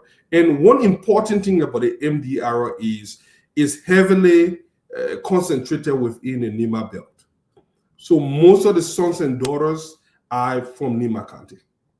So that is one fact. So it's still a Nima factor. But I do not know the strategy of Senator Koga or what he hopes to achieve. But given my political vantage point, I don't think it's a battle that he will win. I think he has more to lose in this fight. And I find solace in the fact that Nima County have done well with, I always say the Nima Quadro, they say, Nima, we are one mentality. Okay, so hope that will kick in, but it served nobody well. Any infighting, any institution served nobody interest. So I hope they could get their act together, settle this in the back and find a amicable solution. Thank you. Even though you evaded the crux of the question, but I'll take that question and give it to, I was just about to give it to Dr. Judge, but then he left the show. So I'll come to Yeke Koluba, Tamba, El Remy Gray, and T1AK Fubi. I'll get back to you, but let me bring Yeke on this one. Honorable Koluba, we now seeing the MDR after publicly demanding their cap from Samuel Koga, claiming that they have retrieved their cap and given it to Bangura. We now seeing that the MDR has said they want to investigate Senator Koga for breaching Chapter 12, subsection A, B, E, and G of their constitution, and subjected him to an investigation. Is this a ploy? Is this a plan to try and get him out of the MDR before we reach election time? Do you sense that, or what do you think? Well, if that's the plan, the guy, I appreciate them for the plan, because if they don't do that, Koga will spoil the MDR. Koga is a power grid person. Koga want to use the MDR to get money from political leaders, like the Alexander Cummings, like the George Weah, like other people. Because people always say, I want to take somebody from Nima County. So Koga want to position himself like he own MDR. When did Koga get to MDR? When my late father-in-law, Senator Prince Johnson, was living, he and Koga were never friends. Koga never supported him. He never ever supported Senator Prince Johnson, the late Senator Prince Johnson. Why now he behaving that MDR is his personal property? I think they should take that stand. That stand will be very, very necessary for them. If they don't use that, Koga will use the MDR to find money for himself because of who he is. He will get around and take money from political leaders on the intention, on the party as bargaining chip, like Ocean Goose and Ocean. Yes, yes, that's what he want to do. That's what he want to do. That's what he want to do. So MDR need to take a stand. To regain their party, they need to expel Koga from the party. Koga is not a good character to be a party. Koga is very, very powerful. All right, thank you, Honorable Koluba. So the vice president is a member of the Unity Party. He's not a member of the MDR.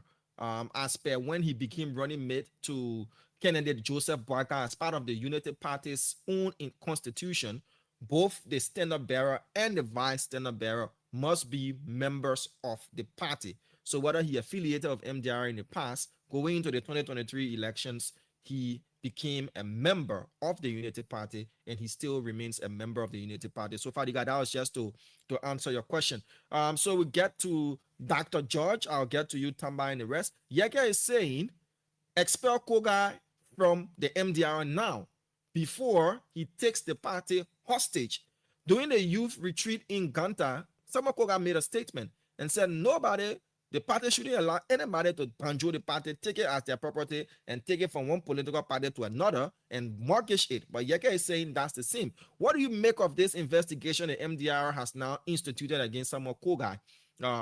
Is it to ousting out of the party? What do you make of that? Or are we going to get the MDR and the RMDR? Well, I think I'm echoing. Okay. Well, I think it's an internal matter for the MDR. It's the internal investigation. I'm not going to comment on what how they carry out the process in the MDR. Hopefully, they will, as a political party, follow the right direction. And I do wish them well in the investigation. The Senator Samuel Coker has been part of the party. We currently know that there's some form of rivalry between he and the vice president as to who is the head of Nima County. As I said the other evening, if you check the history of the people of Nima County selecting who is the leader, it have always been a natural process. And those who have been selected by Nima County as leader are people who have made immense sacrifice for that county.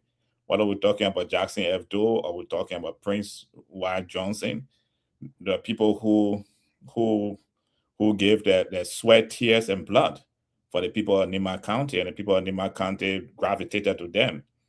So whether Cougar or Jeremiah Cole want to fight from now to tomorrow, the people of Nima County will decide which one of them are actually following the footsteps of those great leaders, Jackson Doe and Prince Wyatt Johnson. Is the decision of Nima County.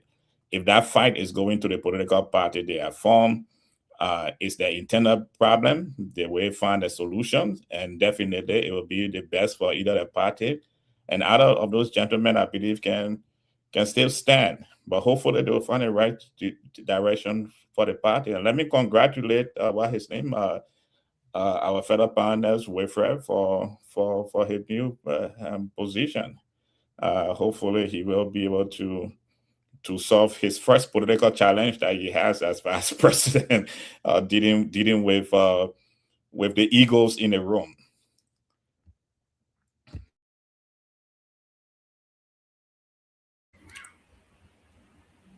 Tama, you're on mute. Thank you. Will be same question to you, but just with a little twist.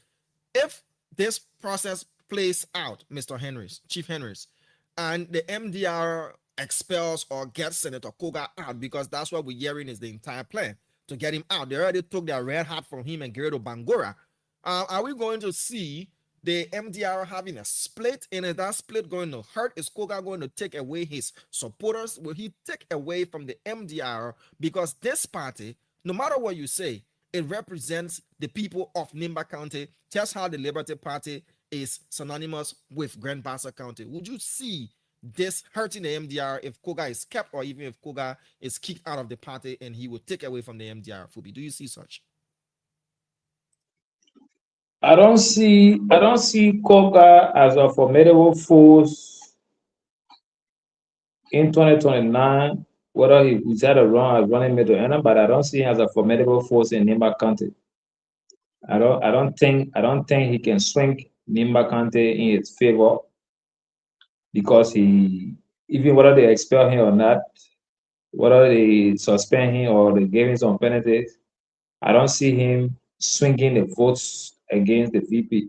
You know, the people of Nimba, I don't think they will be that much, upside down to follow Coker when they have their men already sitting on the VP seat. I don't think they want to take that risk to say, let's split the vote. And Nimba is used to supporting their own. You saw with Dr. Emmanuel Koto, 2005. Then from there, Prince Johnson took the lead. So there were other Nimbayans that contested for key positions, but they didn't shake the foundation. That, for example, Teo Kongolo contested as presidential candidate, but he didn't shake the Nimba vote in his favor when VP Kun was running mate to President Bouaka. So you're not going to see that shift. So Coker, like or not, he can decide, like Eke was saying, go to any political party, collect some of their money for whatever reason, but he's not going to be a key factor to swing the vote. You have people, for everybody got follower. Say even the devil guy who is a supporter. So everybody got followers. So there are people that will support him wherever he goes, but it's not going to be significant enough to shake the foundation of the VP in the back country. So we move from Fubi quickly. We come to Tamba. From Tamba, we'll go to Conor Gray. And of course, T. Wanaka will close us on this. Tamba, what's your take on this quickly? The hat was taken from Koga, according to the 48-year-old youth chairman, and given to Wilfred Bangura upon his appointment as vice chair for political affairs. Now the plan is investigate, expel, and let Koga leave our party. That's what we're hearing, before he causes any more damage leading up to 2029, like we saw within the ANC also, when we did see that within the CPP and all of that leading up to the 2023 elections. The Liberty Party was split, and we had the Yombly and Dillon faction. Do you sense something of that sort? Yeah, thank you, Diamond. Nimba County, given its own population and being a vote-rich county, has a key role to play in the next presidential and general election. Parties in Liberia, well, first of all, let me just make this statement, it's a blanket statement. Most of our politicians in Liberia are self-seeking, and I have the evidence to show it. And most of the time when parties are built, they are built around individuals. And most certainly, sometimes when the individuals fade away or passes away, the party is relegated to the dustbin. In this case, I think MDR is making some good moves. I mean, they have given the hat that they have given to Koga to Bangura. So congratulations, Bangura. Hopefully you are not there yet to be godfather, but you are on your way to making a difference and impact in the lives of your people in Nimba County. But this move basically says that MDR is willing to make the hard choices to clip Koga's wings now, because he's appearing and becoming an issue for them in terms of, unity. Nimba Kwado will talk about, because they say a divided house against itself cannot stand. And then secondly, the MDR is also sending a clear message to its coalition to say, look, we will make the necessary decisions, we'll remove troublemakers, and then we'll solidify our place and our position in the ruling coalition, which of course includes Vice President Jeremiah Kuhn, who is originally from MDR. But we shouldn't look too much into this, as all these parties now are trying to position themselves for 2020. A lot is going to happen from now in 1 year or now in 2 years. The CDC has declared, former President Weah has declared his intention. That's going to be an added factor, to how the parties are shaping up for 2029. ANC Cummings have spoken. He said this is his last go around at the presidency. That also is going to bring some, make some waves within the political landscape as they juggle for position in the 2029 run up to elections. But Koga himself cannot defeat MBR, and Koga himself will be a little factor in electing or re-electing the party coalition in 2029. But again, from a standpoint, we need to stay united, because a united front is a better front than a divided front. Thank you, Tamba. Conor Gray, to you quickly on this matter before we go to T, who's closer to this matter than any one of us here on this panel. But Conor Gray, what do you make of this entire thing that is currently now embroiling within the MDR? There are those who are saying Samuel Koga has got disenchanted MDR members on his side, just in case he's ousted out of the party through his disciplinary channels. There might be a new party in Nimba, or we might see the RMDR, whatever the name might be, but Koga is going to form his block and make his own case in Nimba. What do you make of that, Conor Gray? Mr. Slanger, thank you. Before going there, let me remind you here that as long as I live for my stomach, I live for thee.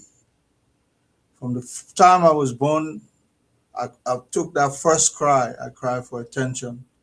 My stomach, my life will only sustain itself if my stomach has something in it. Whether you want to put it on an airplane, in a wheel truck, you can put it. But one thing I know, I'm not going to run for representative position in District 10 to feed my stomach. I'm doing so. I can do it anywhere. But let me go to this issue about MDR. Firstly, they have bylaws and constitution, and that takes care of itself. It's not a matter to belabor the fact about it. They'll revert to the party rules and regs and bylaws and so on and so forth. So if anybody is looking for the leadership, in my own mind, I feel that this is an extension for that fight for Godfather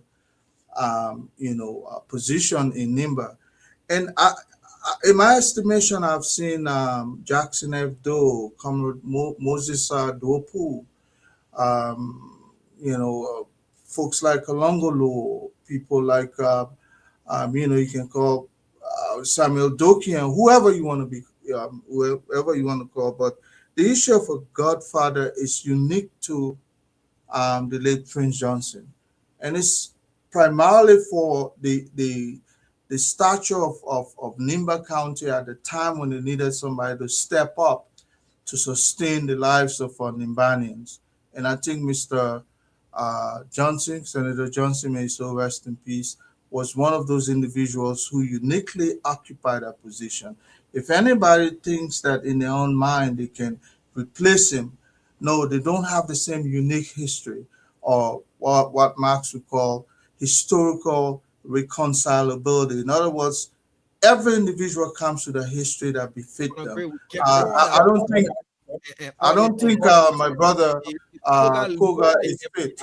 Is it going to hurt the MDR? That's my question to you. Is he going to go with a large chunk of the MDR? It's not going to hurt because they will address it by their bylaws and constitution. And if he wants to go and form another party, he's free. I mean, Prince Johnson formed a party before, they expel him from there. And so while you move on and become part of the MDR, second initiative, anybody can do that. But the focus of the people of Nimba, I think they'll look at what's bigger than an individual. And I think MDR this time, because the VP, a certain VP is part of it, I think it makes more sense to them, in my opinion, than one person trying to sustain their own, their own ego. So yeah, this has nothing to do with where the people minds are at this moment. Thank you, Conagre. T, it's over to you. You only best to close us on this matter. MDR internal politics. Again, the vice president is not a member of the MDR. He's not. He say what we've heard is he's a member of the Unity Party. So T, just close us on this. If there is a Koga out of MDR, is it going to hurt MDR? Is it going to open the battlefield in Nimba County? Is Koga going to go with a large chunk of Nimbaians and supporters of MDR, and we'll see the seismic shift in Nimba County? Do you? Thank you very much, Dama. I will start with, first of all, congratulating Bahura for his rise in rank, and also for his return to the MDR. The question that you asked about Koga, it relates directly to the identity, the history, and the future of the Nimba people. You spoke very well when you said several sons and daughters of Nimba. Oh, that was Fubi, who said several sons and daughters of Nimba in the last election raised their hand, but the Nimba people look at everybody that were in line and said, Vice President, what we want to achieve as people of Nimba, what we want to achieve, our best choice, our best hope lies in Jeremiah Kwankun, and the hope and the aspiration of the Nimba people that was reflected in the message of the Unity Party. So the Nimba people, by more than 85%, chose to stick with Jeremiah Kwankun and, of course, Prince Johnson at the time. Having said that, what I want to say here to everybody on the panel is this. There is nobody, no single Nimba citizen who will be strong enough to raise their hand in 2029 to stand by somebody else to undermine or to undercut the trust that the Nimba people have in this vice president. Nimba people clearly understand where they've come from, and they understand clearly what they want to achieve. 90% of the people of Nimba believe that for all of our history, we deserve the presidency at some point in the future. Hopefully when Joseph Boakai term is over. And for that to become true, our best bet comes through Jeremiah Kwaku, and no serious-minded Nimba citizen is willing to risk that. Having said that, today of all days, this question of Koga is very difficult for me to answer because we've had a very tense relationship since his induction as senator, but today we took the first step towards peace. Howbeit, I will speak my mind. I think that Koga is just a very complicated figure in Nimba, and the people of NDR understand it. And Yeke, of all days, today I agree with you that the way Koga is going about is almost like he wants to do something with this party so that he can. I'm so sorry, Koga, that today we decide to make peace, and I'm saying this thing. I'm sorry. I always speak my mind. So that is the suspicion. That is the suspicion that relates to Koga. He's acting and he's moving like he wants to hold a position in NDR, which is so near and dear to the heart of the Nimba people, especially since the death of Senator Johnson.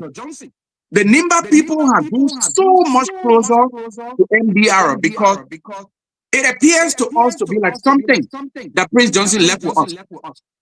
And so while the vice president may no longer be a member of the NDR strongly support the vice president's agenda. Let it be clear. So anybody who wants to use the MDR to create split in Nimba, you will have a lot of loudmouth people, including myself, to do it. Thank you. So yeah, that was just the opening. I just want to say this.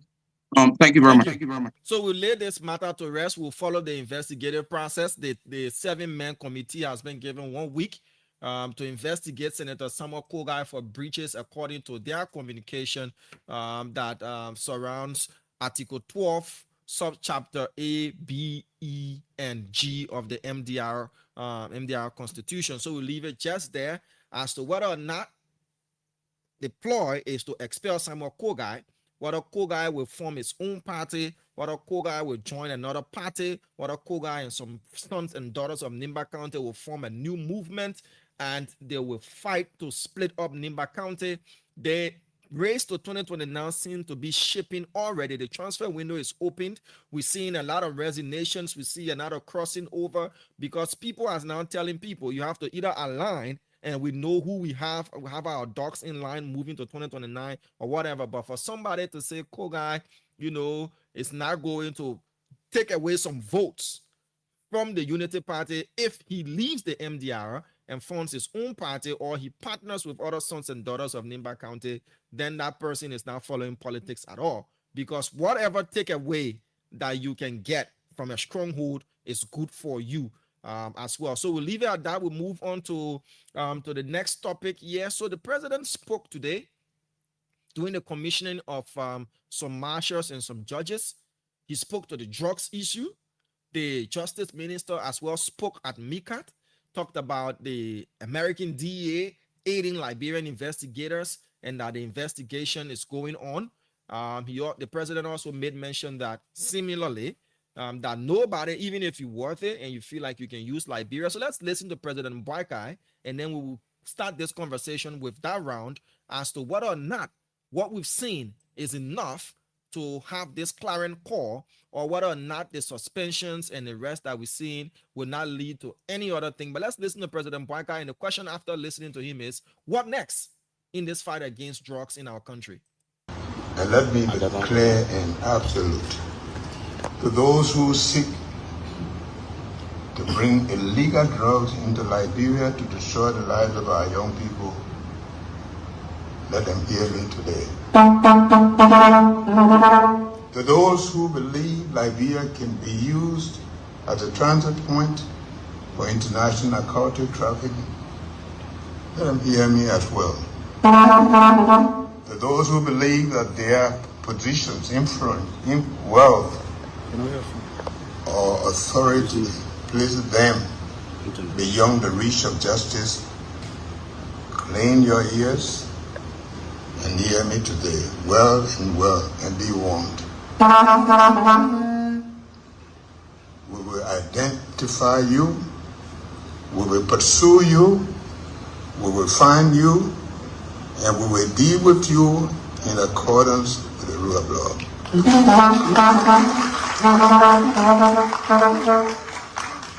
There will be no sacred cows in this Joseph Mark Walker administration.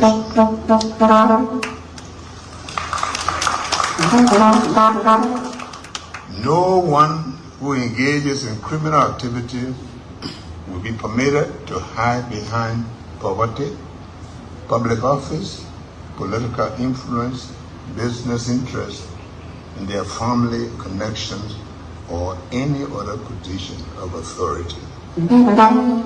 So whether you're a government official, a law enforcement officer, a businessman, a custom broker, or an ordinary citizen, the law must apply equally to everyone.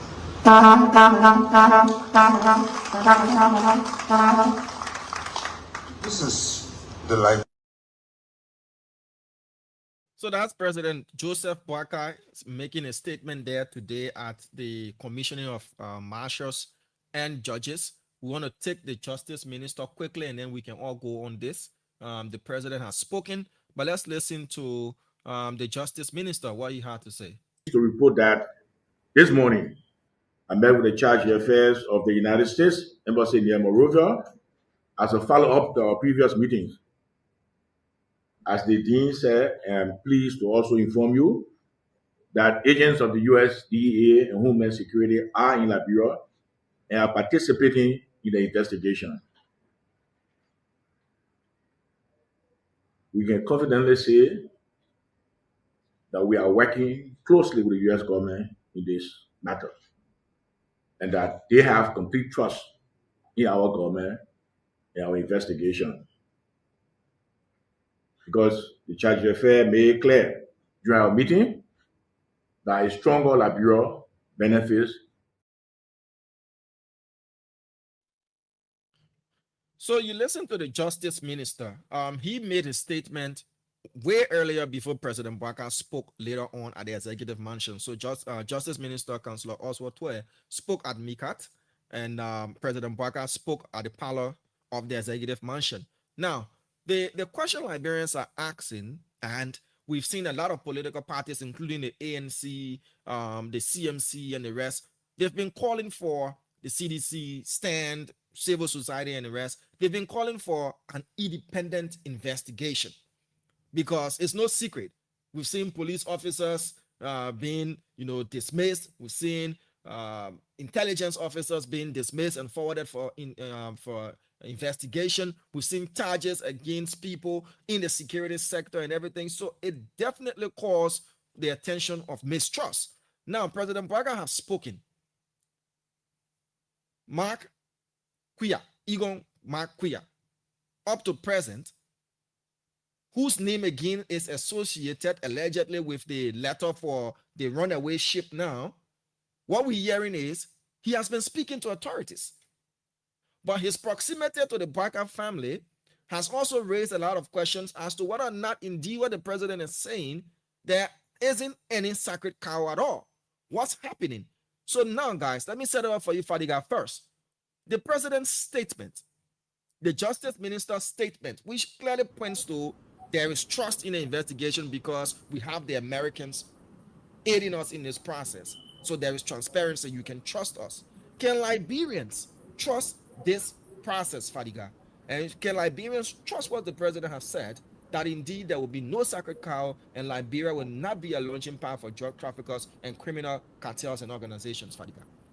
Yes, why not? Let me say, Stendo. Damo, the first thing here is, what, before I even answer your question, something I wanted to get out of the way. I wanted to address Yeke first. Please give me 2 seconds. Let me do it. Yeke keep referring to the president as a joke. We'll be taken away from the show, Fadiga. It will just be 30 seconds. Look, Yeke, you need this has to start. You are a former lawmaker. It's the same mouth of yours that got you out of that legislature today. And you keep weaponizing it against, reputable citizens. The first thing is the president is can be your father. The second thing here is you cannot just put on sweeping allegation with all facts. I thought I would just put it to rest and caution you, because you could be booted out of even where you are today too, because it's just not fair. But on a serious note, let go. Damo, you know that the president is serious in the fight of drug when high-profile individuals are being fired. We didn't see this thing anytime in the last couple of administration in which drug trafficking operation was going on. There is no sacred cow. There are a lot of camaraderie in Liberia. We're seeing that the different connections are being made and people are being apprehended and dismissed and forwarded. There is no sacred cow. Let's assume this gentleman that you're talking about from the airport. If you think that his proximity did not save him, it did not save him. So if this was a state that condoned drug trafficking, that guy will be free. In a narco state, drug traffickers do not get arrested. We do not burn the drug; they get it back. Has he been arrested, or he has just been fired from his job? And has he been arrested? Well, it doesn't matter. He has been named a person of interest. That's the first step. Look, I want some us to focus on this thing. One of the most important aspects of fighting drug crime is our court system. The president, the law enforcement can do everything. The most important part of that fight is our judiciary system. And we have seen some lapses in there. The fact that we have the Americans here, you guys call for international assistance. Now we have international assistance. The Moroccans are here. I heard the European and the Americans are here. Look, what we need to do now is to punish those people that have been arrested. Punishment will serve as deterrent. And the way we punish those people and how, because the drug law is very clear, we have one of the best drug law. How we prosecute those people and hold them accountable will tell us that we are making enough a stride. And this is what we are looking at. So we now see people having free ride again like before. All right, Fadiga. We have to hold you there. We'll get back to you on this. Let's bring in Dr. George. I'm trying my best to balance it out, not to hear from the same side, So, Dr. George, what's your take on this? President Braga has spoken. Your political leader, Mr. Cummings, have said he would have done it differently, but now we would have seen a lot of indictments and court cases and arrests. President Braga again saying, trust us. This country is not going to be used for that. The Justice Minister is saying the Americans are involved. You need not fear. Are we making any sort of serious strides in this, or you see this still dragging on for one reason than the other, Dr. George? First of all, I want to thank and congratulate Mr. Alexander Benedict Cummings for informing this government that there is a need for us to have independent investigators to investigate the situation, for calling on his friends to support this government efforts. And I think we can see what have been happening in the background is needing some form of results. That the government is now saying, because they were vehemently opposed, including our brother Fubi Henry on the show, every night he was fighting against it, that members of the U.S. government is in town supporting this investigation. And that's great. Now, the challenge here with this government investigation is that 90% of the people who have been indicted or who are person of interest are the low-hanging fruits. The fact that there was a 13-month sting operation led by the NSA that had no involvement of the LDEA or the Liberian National Police shows that there is a level of distrust in the security, among the security apparatus. And that level of distrust is something we need to investigate. The fact that the $370 million drugs was escorted by security personnel from the Liberian National Police who received phone calls from the NSA and other government units shows that there are other people who are part of this process who have not been arrested or indicted by now.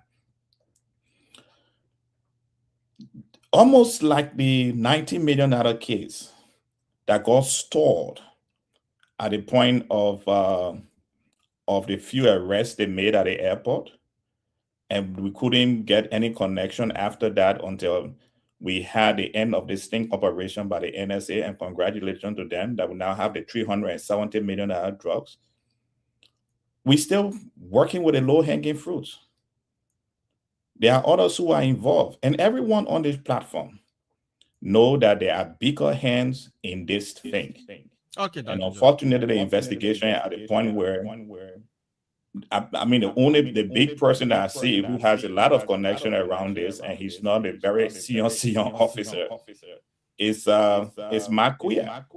All right. But the police, 10 seconds. The police, the Inspector General of Police told us in his interview that there are senior state actors, and I emphasize the word state actors that are involved in this.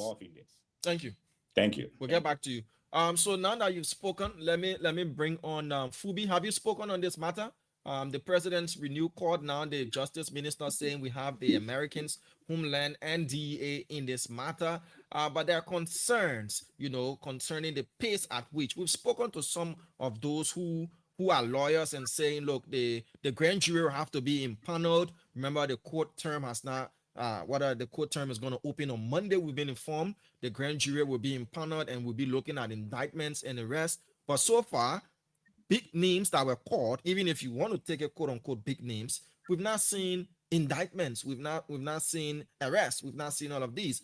But the lawyers have said, wait on, let the court, term opens and you will see what will happen. What do you make of this, Fubi? Are we proceeding rightly in this, or there is a stalling in this whole process?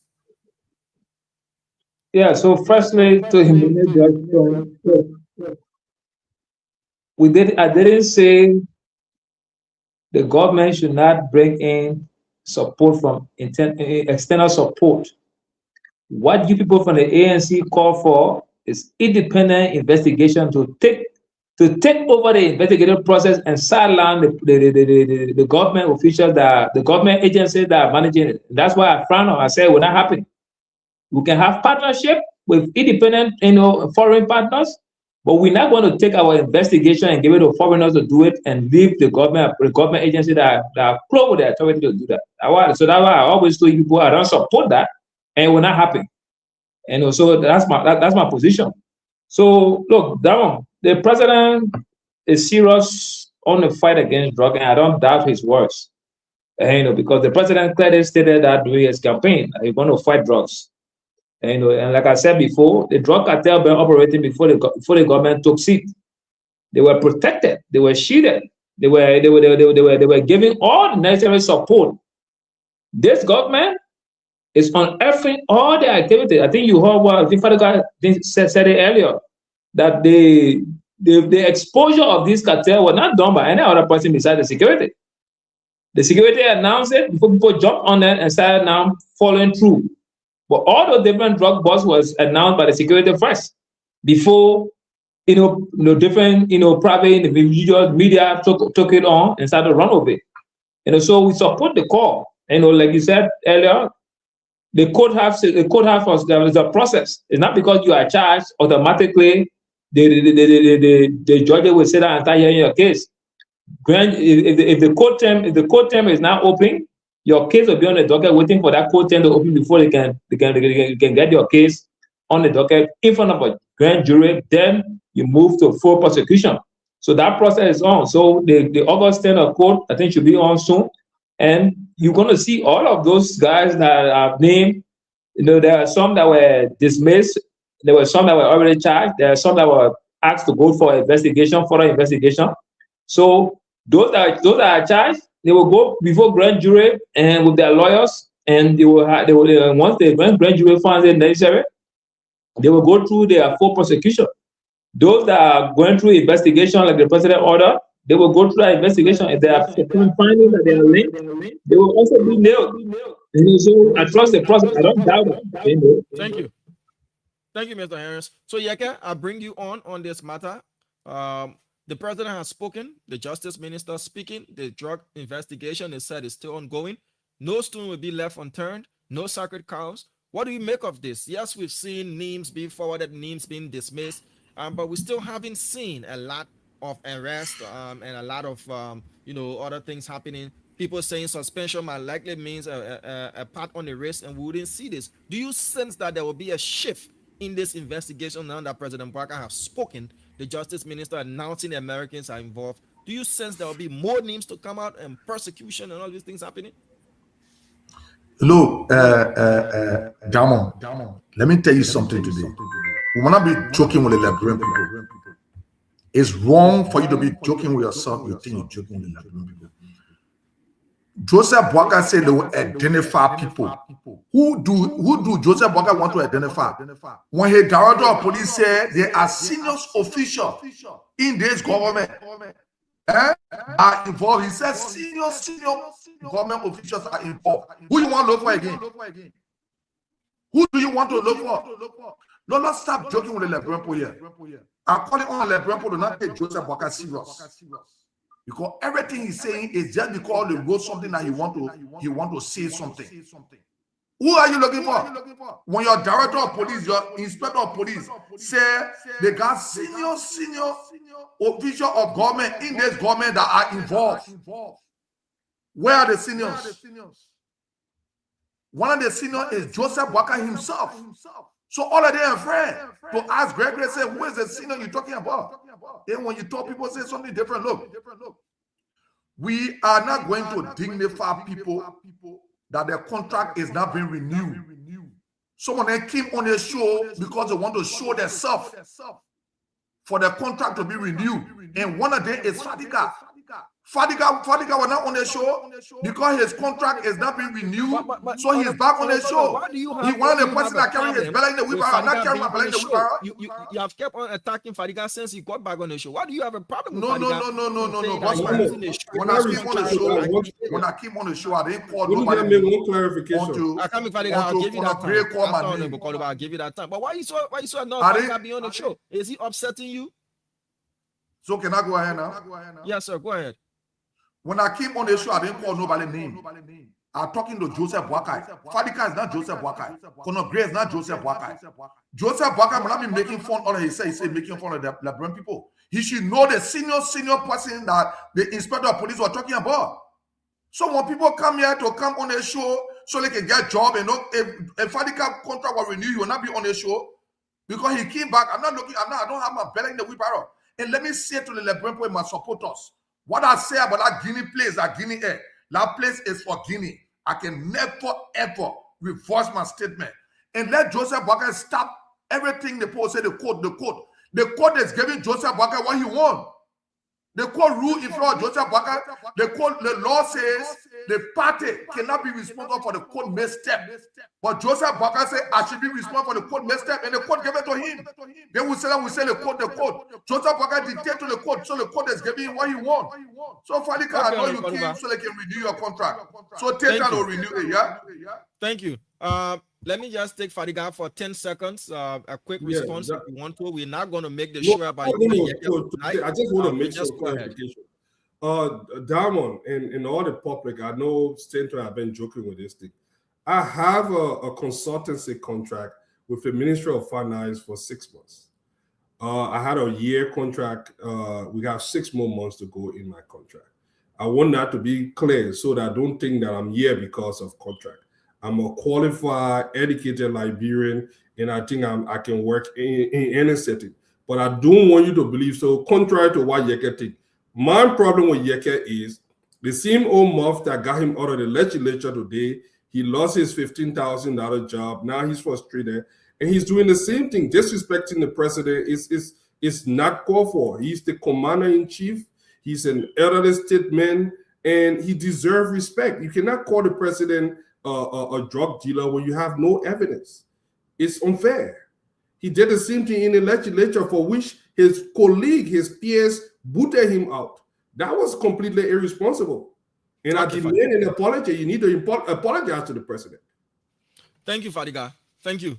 So your contract Like in your grave, I will do that. That's on the show. Like in your grave, when you die, I will come to your funeral. It's okay now, gentlemen. Let me get a chance to talk to now. Yeah, the man said he still get contract. He said the man get contract. I'll leave it like that. We'll leave it like that. Yeah. So bring it to you, Tamba, quickly.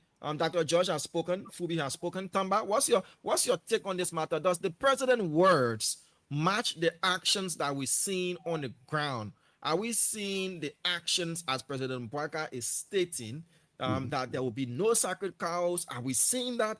Are we seeing the actions that this country is not going to be used for drug trafficking or any sort of organized crimes? Are we seeing that? Words and actions. Yeah, thank you, Diamond. And hopefully, no one will think that I'm looking for a job or consultancy. So that's what I'm going to say. What I'm going to say, right? Why are they running away from consultancy? And exactly.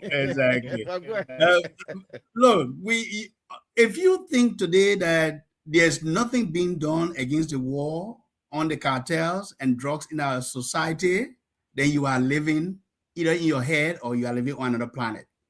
Now, are we where we want to be? Have we taken control of this situation to say we are able to root out and ban this cartel and dismantle them forever, never to return and give them NTR? There's still work to be done. But let me just say this, man, for the record. As Liberians, as fellow Liberians, despite our political differences, we must applaud the work that's been done by this John Security since this issue of illicit drugs and kush and cocaine has been brought to our shows over the last decade or so. I'm saying decade because I have also done research. I've seen that these cartels and drugs trades in Liberia, they didn't just happen overnight. It's been going on now for years since Madam Salif Johnson presidency, during the presidency of former President Weah, and now under the leadership of President Joseph Numa Boakai. In order for us to win this war against drug, and this is why I opened my statement today, to really appreciate the commissioning of new judges and marshals and to strengthen our courts. The executive alone is not going to win this war. The John Security alone is not going to win this war. We need all of the three branches of government to unite with the participation and support of every Liberian citizen to be able to combat and rob these cartels out of our society and our shows. Trust, finally. However, we applaud the John Security. Today's statement by the president is one of the strongest water statements, and his words have matched his action. Because a chief of highway patrol, Wadel Kwabo, is not a little potato, not a small fish. Anthony Blay, chief of major crime investigation of police, is not a small potato, it's not a small fish. Deputy Director of Operation NSA is not a small potato. And people who are connected now under investigation from this private bar who have connection to people inside the government. These are well-placed individuals high in society who are being brought down because of their involvement in this cocaine and illicit drug cartel trade. That's no joking matter. So I understand, Yeke, look, we all have the right to come on this show here, spew ignorance or spew some wisdom and educate and inform the Liberian people. But we also, you, Spoon, Slanger, you also have the right to check us. If someone just come out and say, Diamond Slanger is a drug dealer.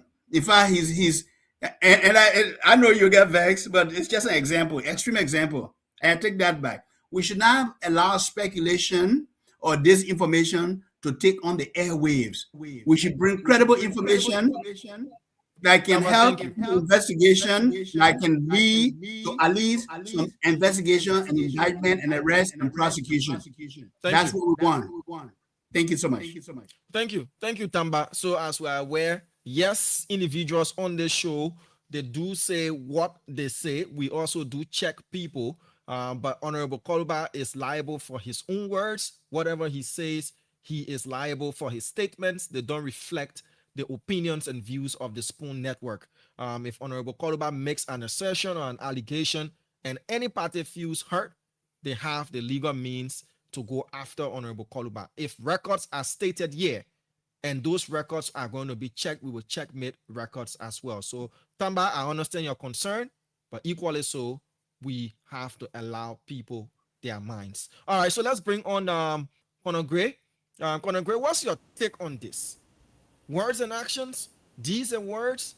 Are we going to see now that the president has spoken again? Are we going to see more fuel in the fire? Are we going to see more names? The Americans are involved, according to Oswald Twer. Are we going to see this thing being ramped up? The courts, the court is going to open this week, next week. Are we going to see indictments and arrests? Let's hear you out, Conor Gray. Mr. Slanger, let's not forget that there is a displaced anger or aggression among many Liberians who wanted to see somebody else in the executive mansion other than President Boakai. So that displaced anger will always exist. So they will seize the opportunity for any and every action that comes up. In some of their minds, they feel that if they push this hard enough, there will be an impeachment of the president and their men will go there. That's the overarching mindset of certain people. So you see all this anger people are demonstrating. The very president said it from day one. Matter of fact, to even give credit to somebody else for the intervention of our international community is something that is preposterous. Let's go back and look at what the president said from day one on the $19 million drug bust.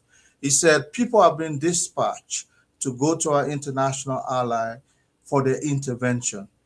There was a certain report about the U.S. Embassy and others have been involved in this in the surveillance of these issues for about 13 months.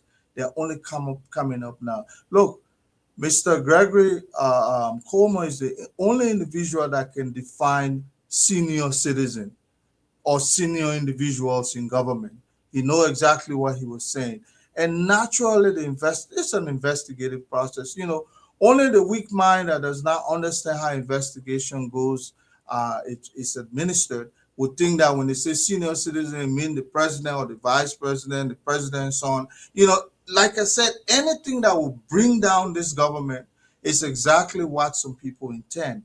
And so I don't care how much you pursue this investigation, is naturally leading to some of those individuals who are involved in this. People are not going to be happy because in their mind, Mr. Boakai or President Boakai is not even supposed to be there in the first place. Their men supposed to be there. This is all about the political, backlash. But Mr. Slanger, I want to say this president means well. It's well-intentioned. Whether or not people are, accepting, there's a culture in Liberia. They don't give you your flowers until you're no longer there.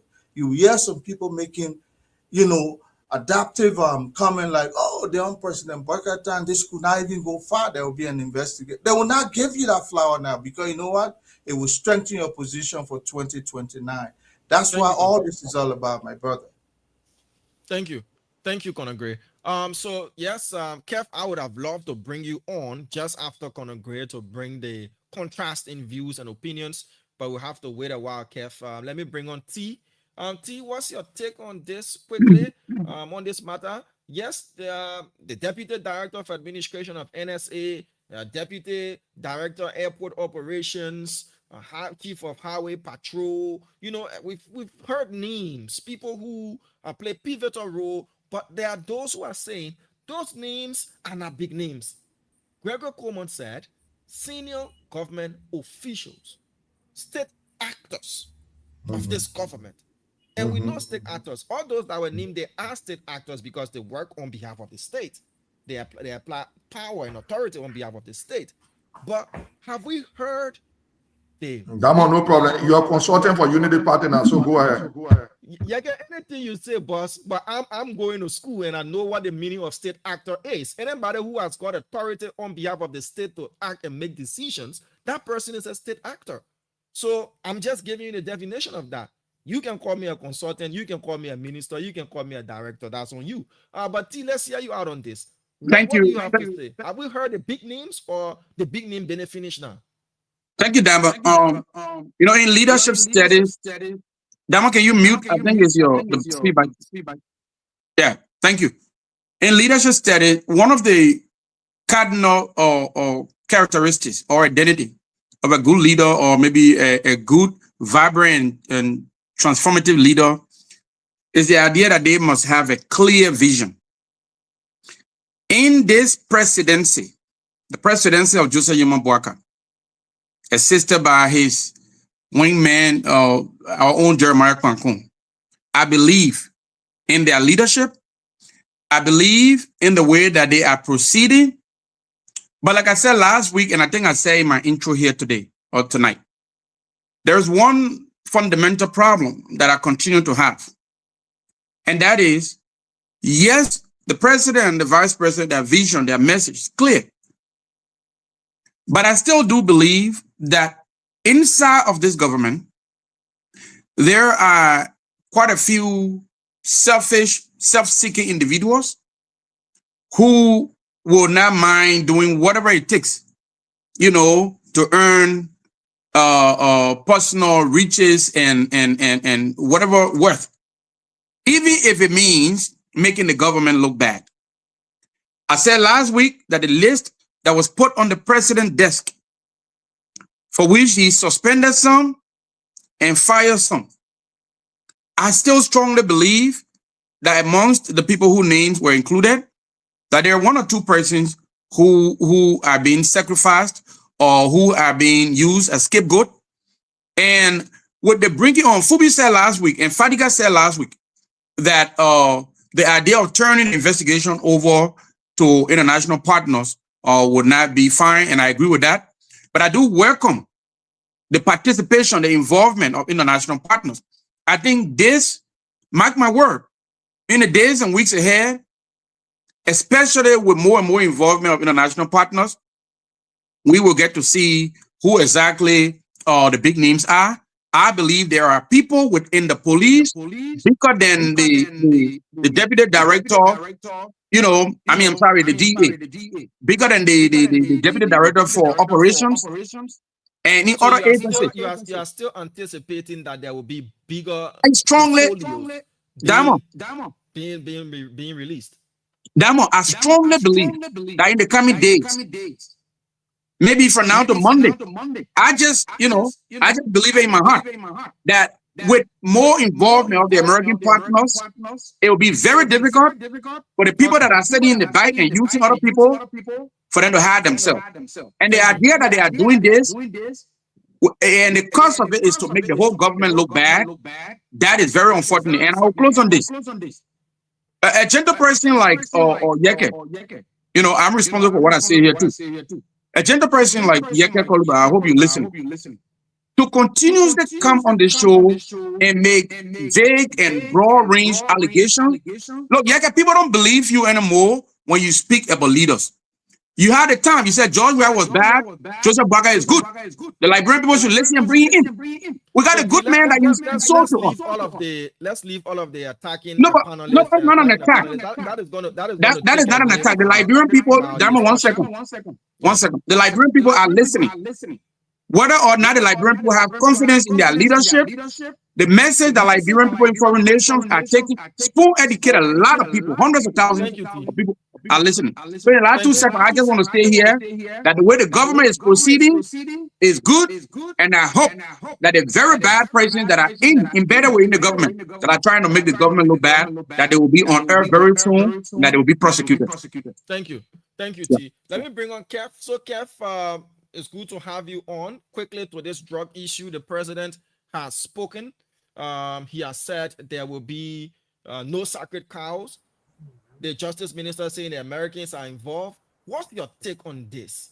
Are we seeing actions being matched by words that are being spoken, or are we seeing a game sort of being played as well? That Liberians will be given few names, lower hanging fruits, as others have termed it to be, and then we'll see this case just unravel in our hands. Kev, what's your take on this? Oh, let me say hi to let me say hi to everybody. Okay, good. That's our hearing echo. I'm our hearing echo. You see, the issue before I go to your question, because I listened to Fadika talking to Yeke, so we should respect leader.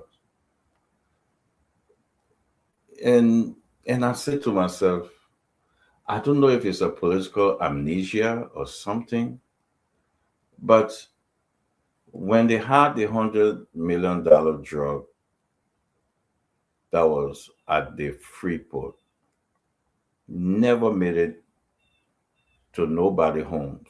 They were arrested there. The joint security with the Americans, they had it there. It was a perfect mission. Unlike this, you know what Fadika said? This Fadika, you know what he said? Joe Weah should die in plane crash. That's what he said. That's not true. That's not true. You are lying. So they no, you need to correct that. You are making a false statement and you need to correct it. You did not. That is not what I said. You guys I'm not hearing you. Diamond, not I'll hearing give you. you a minute to respond to Kev. No, but let me correct him for you need to retract it. Because so that we can it's move false. on to And other our topics. people are very gullible. It is false. You guys ran this country as if a haven for drug cartel, and you guys trying Fadika, to. you have to give Kev his opportunity. Yeah, You have but your- you shouldn't mention my name Yeah, like you that. have your time to clear up. Go ahead, please. Go ahead, Kev. Okay. So Nelson and Diamond, I'm hearing the echo. There's echo coming from you. Okay, Diamond, the tips are there all over. If we ask the public right now, they will send you that tip. They will send it to everybody. And he said it. He said, Joe Weah should die in plane crash. This is the man lecturing Yeke today. You know, this deception and wickedness in our society need to stop. And that's why some of us don't have no respect for this administration. And from the head down, I don't have it. Because that's exactly what he said. These are people who attack. Let me tell you, on September 2018 at the UN, you know who were there attacking President Weah? This Fadika. At the UN, calling George Weah a killer. This Fadika. The tips are there. September 2018, barely a year. George Weah was in power. Don't you want to lecture us? Don't do that. They are on tape. But let me say this. You ask a question, the president say, and all his statement, the sacred cow, or this. These are all joke. When Gregory said big names and higher up, he's not talking about people that he is higher than.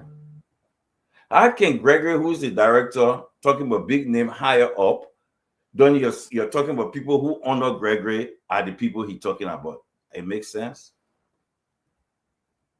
How can Gregory? I see, man, the director saying people higher up in the government.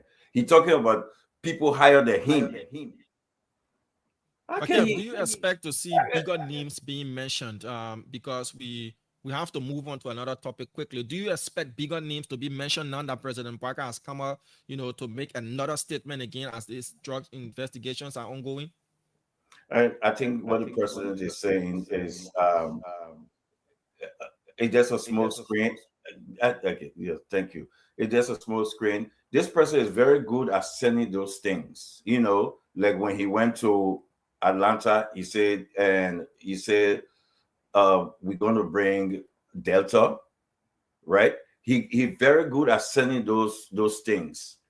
He did that during the election. No child will be selling on the streets.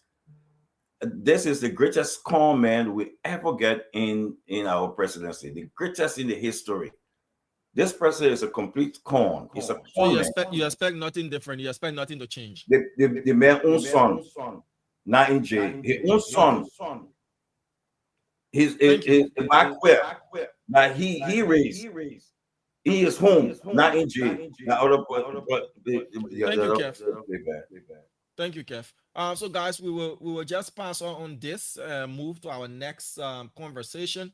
But before we go, at least I'll go around again and give everybody 10 seconds to just close on all of this, what you've heard from your fellow panelists, and then we can close on this. What next? The president has spoken. Fadiga, beginning with you, you're closing on this matter. The president has spoken. Kev have said, well, we don't see anything changing. Others have said we'll see new names like T1K and the rest. Just quickly, let's wrap up. The president has spoken. Should we see a major shakeup happening once he has made that statement in the coming days? Yes, we are already seeing shit. Damo, there's the problem with people. I heard Emmanuel talking about these are lower hanging fruit. Look, many of you have a fixed mindset about this fight. You have focused on hearing certain names that if those names are not called, and immediately you want to conclude that the investigation is not broad enough. This is what we are having. It's the same, they are swaying away. So this is a flawed judgment. Every serious investigation, every effective investigation, they have to follow the evidence. And the chip will fall where they may. You can manufacture evidence against people. You talk about George Boyka. Show me one evidence that proves that George, apart from him being friends with people, in Liberia, there's a lot of camaraderie going on. We are friends with a lot of people. People meet me in the street, take picture, oh, Fadiga, thank you for that. I know most of the people are doing, I better know them. But does that mean that I'm selling drugs if a picture come up? Because no, there should be evidence. Not public expectation because, oh, 1 year the person knew, Sarah Beslow knew, oh, Mohammed Ba knew, oh, the other person knew. Because those names are not coming up, so the fight is not tough enough. We're not getting. So this is what's happening. And I'm not responsible for that. The government is not responsible for that. The fact here is the evidence regard who gets arrested. And for Deputy Director for Administration at NSA, arrested and you say that big enough? Thank you, Fadiga. Thank you. That's just your closing on this. Dr. George, I'll bring you in because going to Fubi with me and I'm going to Fadiga again. So let me just bring you in, Dr. George, quickly. My dear brother Fadiga, I know why you're fighting me. You should be fighting the police, the Inspector General of Police. The other words say it. That be the Inspector General of Police News, a very technical, political sound international relation word. And you say he's a very intelligent man. I cannot deny the fact. You know him. You say the man intelligent. So he used intelligent words. He said, senior state actors. Senior state actors. He didn't say senior government official. He said, how do you interpret that? Who are senior state actors? Good. In political science and international relations, senior state actors are the government ministers, the vice president, the president, and the judges in the judiciary section, the speaker, oh, Google it. I won't be your teacher one day. You get Google. You get Uncle Google. Take Uncle Google and try it right there. As senior state actor. Put in parentheses. That's why your RG say, another one say, why are you fighting me for today? Go when you see your RG, borrow there. He said, take that word back. He came on national television. He said, senior state actors. A couple of months ago, your LDA director that you fired, he said, senior government officials are involved in the thing. Even before we started catching these drug people. You fired the man after he said that. Why are you holding me responsible, my brother? When you were coming here to daddy prepare you. Wait, man. Wait, Dr. George, you need to trademark this. You're giggling. You always do it. You need a trademark it. Somebody was watching the show yesterday. The president said they were waiting for you to do that. But thank you, Dr. George. Thank you for closing up on that. So let me come back now and pivot to Phoebe Henrys. Phoebe, you're closing on this. You've listened. You've made your argument. Renew force. We will see new changes and things happening now that President Barker has spoken. We will finally get the names that folks will be content with that fits the bill as big fish. So those who want certain names to be called, if you have the evidence, carry the evidence to the Liberian National Police or the Justice Ministry, or you take it to the American. Send your trust the American more than your own people. That's why the Justice Minister gave people the option: bring it to us or carry it to them. If you don't trust us, carry it to them. So if you have the evidence, carry it to them so they can be able to prosecute the senior state actor that you're looking for, or all of those prominent names that you want here. Because the Justice Minister is clear, nobody gonna arrest anybody because the public want that person to be arrested or prosecuted. It's good for the public to blow whistle, but the next thing, the security apparatus will follow up. They will tell people, they will follow people through, and they will see if they got enough reason to arrest you and charge you, they will do that. But if they don't have reason, I don't care how many times you call the person in, they will not go after that person. They can only have surveillance on individuals, monitor their movement, monitor what they are doing. And once you get a lead that will pin them down, then you can go and do arrest. That's how it's done. And now not only in Liberia, everywhere. And, it's not because someone say, oh, these guys are road robbing, or these guys are killer. Even people that are even accused for killing. If the security or the investigators don't have enough lead to track you down and charge you, they will just be passing around trying to find evidence. If they don't find it, they will not charge you. So they need to find it. They need to have the evidence. They track evidence, because as in court, then now our feelings we're going to take to the courthouse. In as much as we don't trust the justice system, but you don't carry your feelings there. You got to carry convincing evidence that will be able to pin somebody down. Thank you. Thank you. Thank you, Mr. Henrys. Thank you, Chief Henrys. All right, so I bring in Honorable Koluba. His closing on this matter. You've listened to your fellow panelists. Just to close up on this drug issue, whether or not your position remains the same, that is all talk and no works, and it's all just flashing for the Liberian people, and we wouldn't see anything being done aside what we're seeing. Even with the presence of the Americans, Honorable Koluba, do you think the president of the Americans will kind of make sure there is transparency, or you still doubt the entire process? I want to appreciate the presence of our international partners, but my sources are telling me 100% that Joseph Boakai and his son is involved with the drugs business. What's the fact? The fact is, Gregory Cuomo indicted the whole government. What have they said? Did not just go read something, then they want to go back to doing Joe Wiata? Okay, you in power now, you have the authority, arrest the Joe Wiata people. What are you waiting for? And let me say this.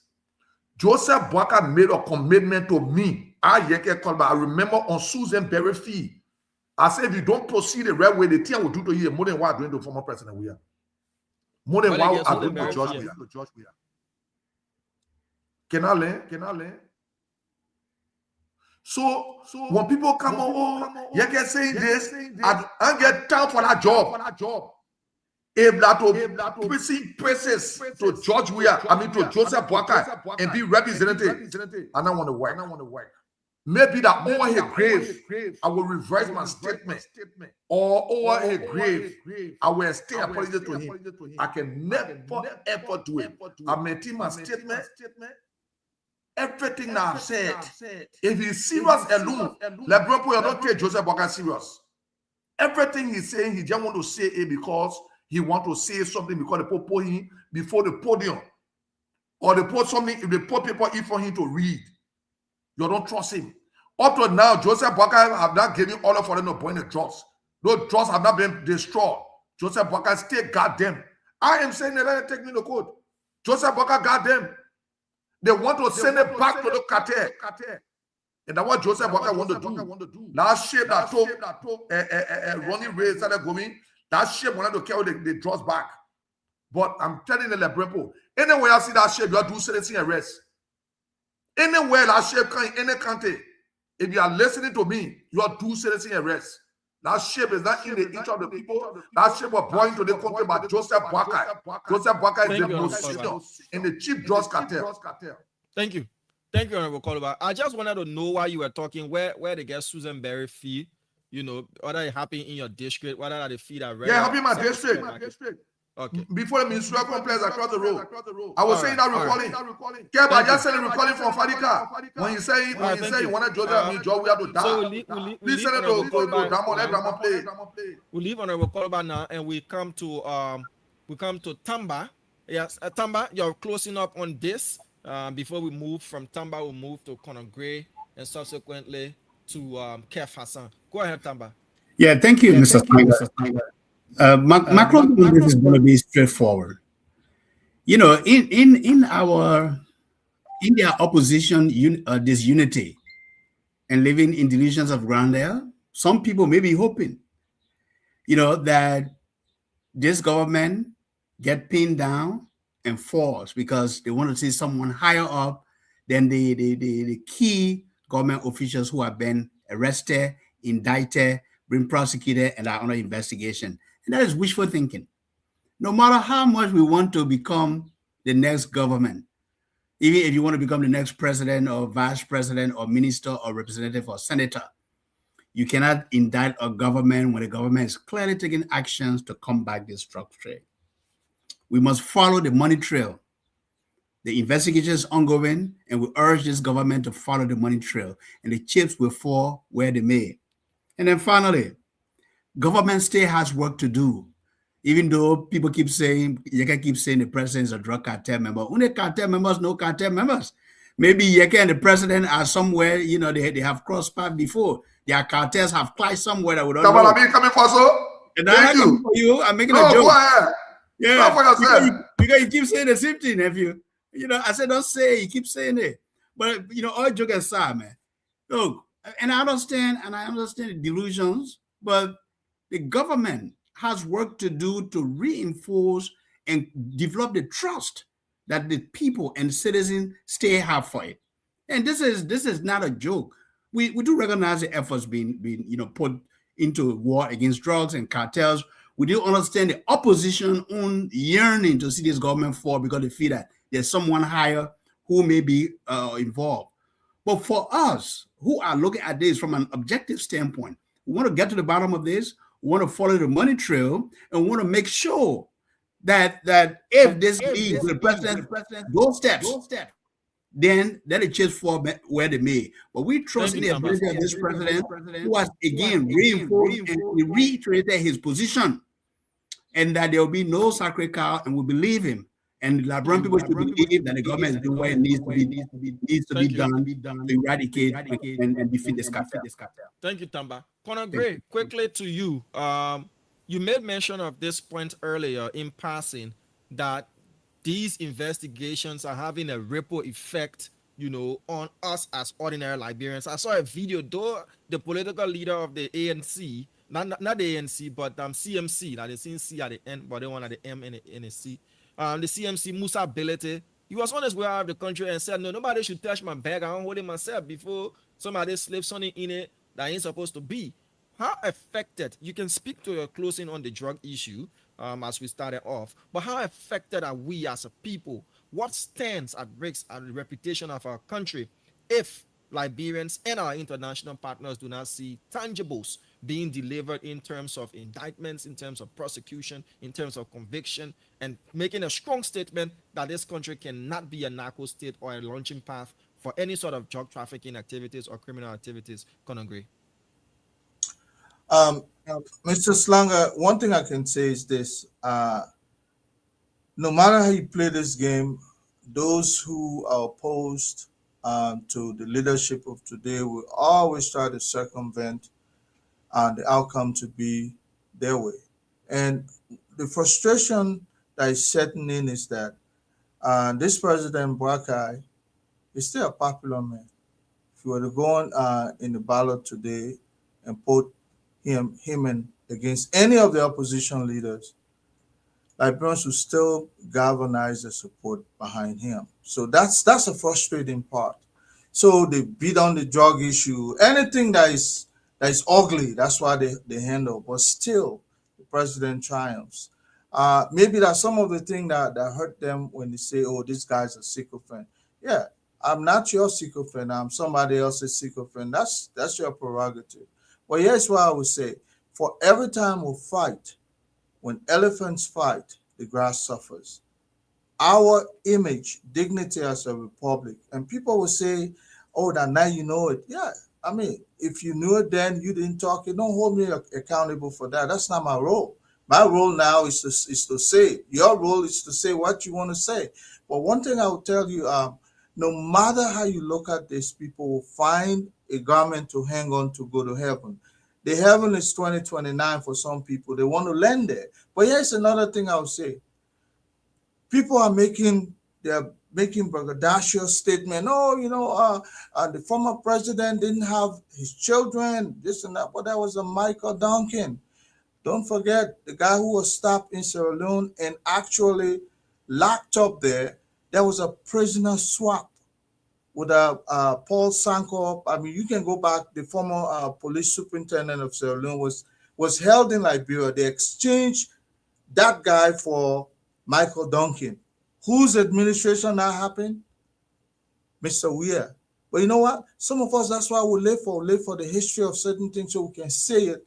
So when people don't want to hear any good thing about the other guy, we can say, hey, you see, this is an exchange. The exchanges, that government was not a clean government either, because there were elements within that are being suspected of drug trafficking long before the advent of President Boakai. So, my friend, we can't compare the same, but at the same time, who's taking this into the law is President Boakai. Unlike yesterday, when everything was swept under the rug, we're done.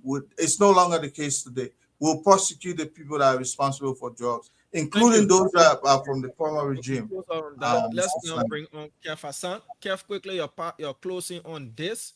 And I'll also throw this question into you, Kev. As of the time the $100 million worth of drugs was busted at the cold storage facility there, do you think there were trails as well that if drugs could have entered the country, 100 million worth of drugs, that there could have been people who aided and abetted that process as we're seeing now? Or you felt the trail just ended with those who were taken to court and they were acquitted, Kev? Then you can also speak to this issue.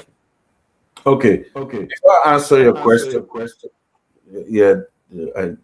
before I answer your question, please play that video. I had a video long. We discussed this thing, but there is something that we Liberians are playing with.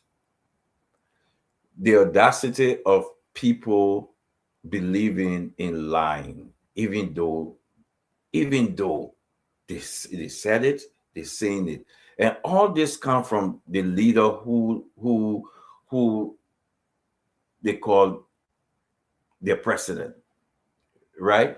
Because if the President Joe Boakai don't have no fear of giving misinformation or lie, he don't have no fear. He can say it.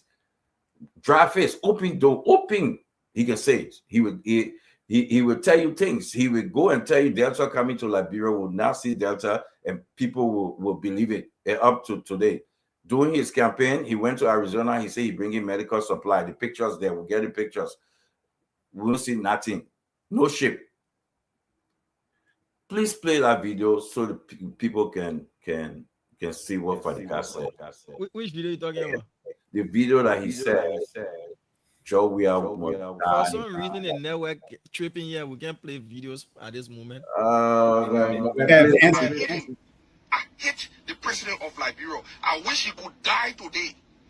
I wish that he could die, and I wish those numerous plane trips that he flying around could fall in the ocean so he can die and spare that country of this nonsense. This man is bad. There is no joke If you think that what is going on in Liberia is a joke, there is nothing to talk about. I hate him to the point that I wish that I was slick to bang his ass so he can die today. I said it. I said it. I wish that that plane could fall down in the sea, and I've seen so many people prophesy that. But if that one will spare Liberia, then so be it. But I wish. Okay. This man. Can you meet someone? I hear me saying, I hope you explain too, though. I hope you give me No, Since you are giving me play that video, I hope you give me chance that I'll have to explain myself. Okay. Diamond. There's a feedback. Yesterday, Yeke brought the video. Fadiga brought the video. We've been getting this video a lot. Yeah, we'll give you a chance to explain it. Para, you say you were telling the snake that I want to confuse me, but it's okay. So, Kev, go ahead and make your point, please. The video You see, Diamond. I said it. This man said this thing, right? When the drugs and other things he happening, even though the government and under president they were so professional, arrest that drug. That drug did not make it into Liberia. No warehouse, nothing. The Americans were on top of it. Matter of fact, when you see the video. No. What I mean, entering homes. No. Diamond. I wish you get to, because there's a feedback. It's so bad that I'm hearing myself so bad. But we're talking about drugs that was on the back of a truck, went through all the checkpoints, went into a house, package it, ready to ship, right? But when that particular drugs, that this man called for the death of the sitting president. He said president should die in plane crash. But he wants to lecture us today to say Joe Boakai is an honorable man. I dare you to speak. What kind of country is that? What kind of dry face is that? This is wickedness in high places. This is why we continue to say, if those guys continue to rule or be Liberia will be the worst country. Because all this came from the president. The president, Joseph Boakai, this man don't have any fear in lying. Any fear. He wake up and say, if they say LU will be the brand new university. Nothing. That's wasting. Why in his first year there was no LU? 200,000 to only LU. Thank you, Kev. This man can. Kev, please get my own video to Damon to play. Damon, please play my own too. On a call about we now first show so going to show show la video plot infini I was saying. But let me get. You want play? We'll start bringing our videos on the show.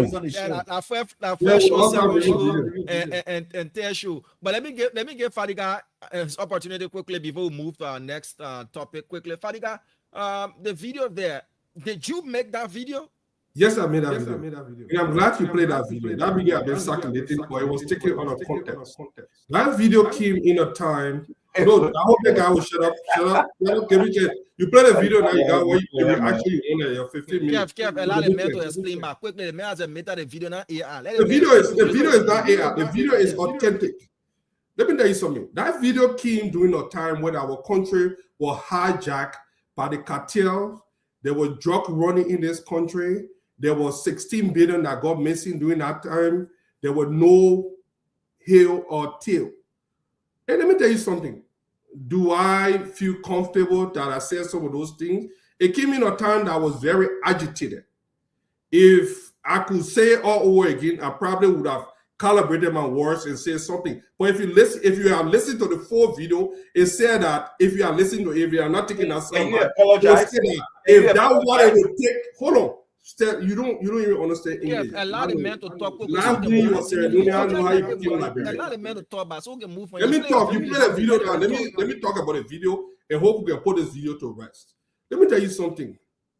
If you listen to that video, they say if that what it would take to save this country, it came in a time of heightened political tension in Liberia. And some of us that were on the front, and they saying, yeah. I used to send you money. I used to send you $300, $400, $500 every month to advocate. You know it. That's how much I was involved in Liberian politics. You can know it. Even the boys that went to jail, I paid all of them when they came from jail. So, you get better was in Weaver at the time. That is not the guys, point. Hold on. Damon, let me finish. Fadiga, just your 10 seconds so we can. Yeah, let me finish. But let me say this. Do I feel proud about what I said on that tape? No. If I could do it again, I probably would calibrate my words and use a better words. But it came a time of heightened political tension, and I said some things that I don't feel comfortable with. Now, it has been on for a long time. But if you think that you're going to hang it as a news all my life for the rest of my life, that's not it. I did not kill no one. These guys ran their country down the drain, and we are seeing the ripple effect of bad governance. Now you have said, if you I'm not going to distance myself from it. Now you have said if you could recalibrate and choose your words, you would have chosen different words. Yes. Do you think it's right now that you apologize since you didn't tend to the snake? I have done that a long time ago. But now you on spoon talk now. I'm not going to apologize again. I'm not going to apologize again. You apologize now because you first said I'm not going to apologize. Look, these guys have been, look, I stand by everything. Hold on. Yeah. I said it.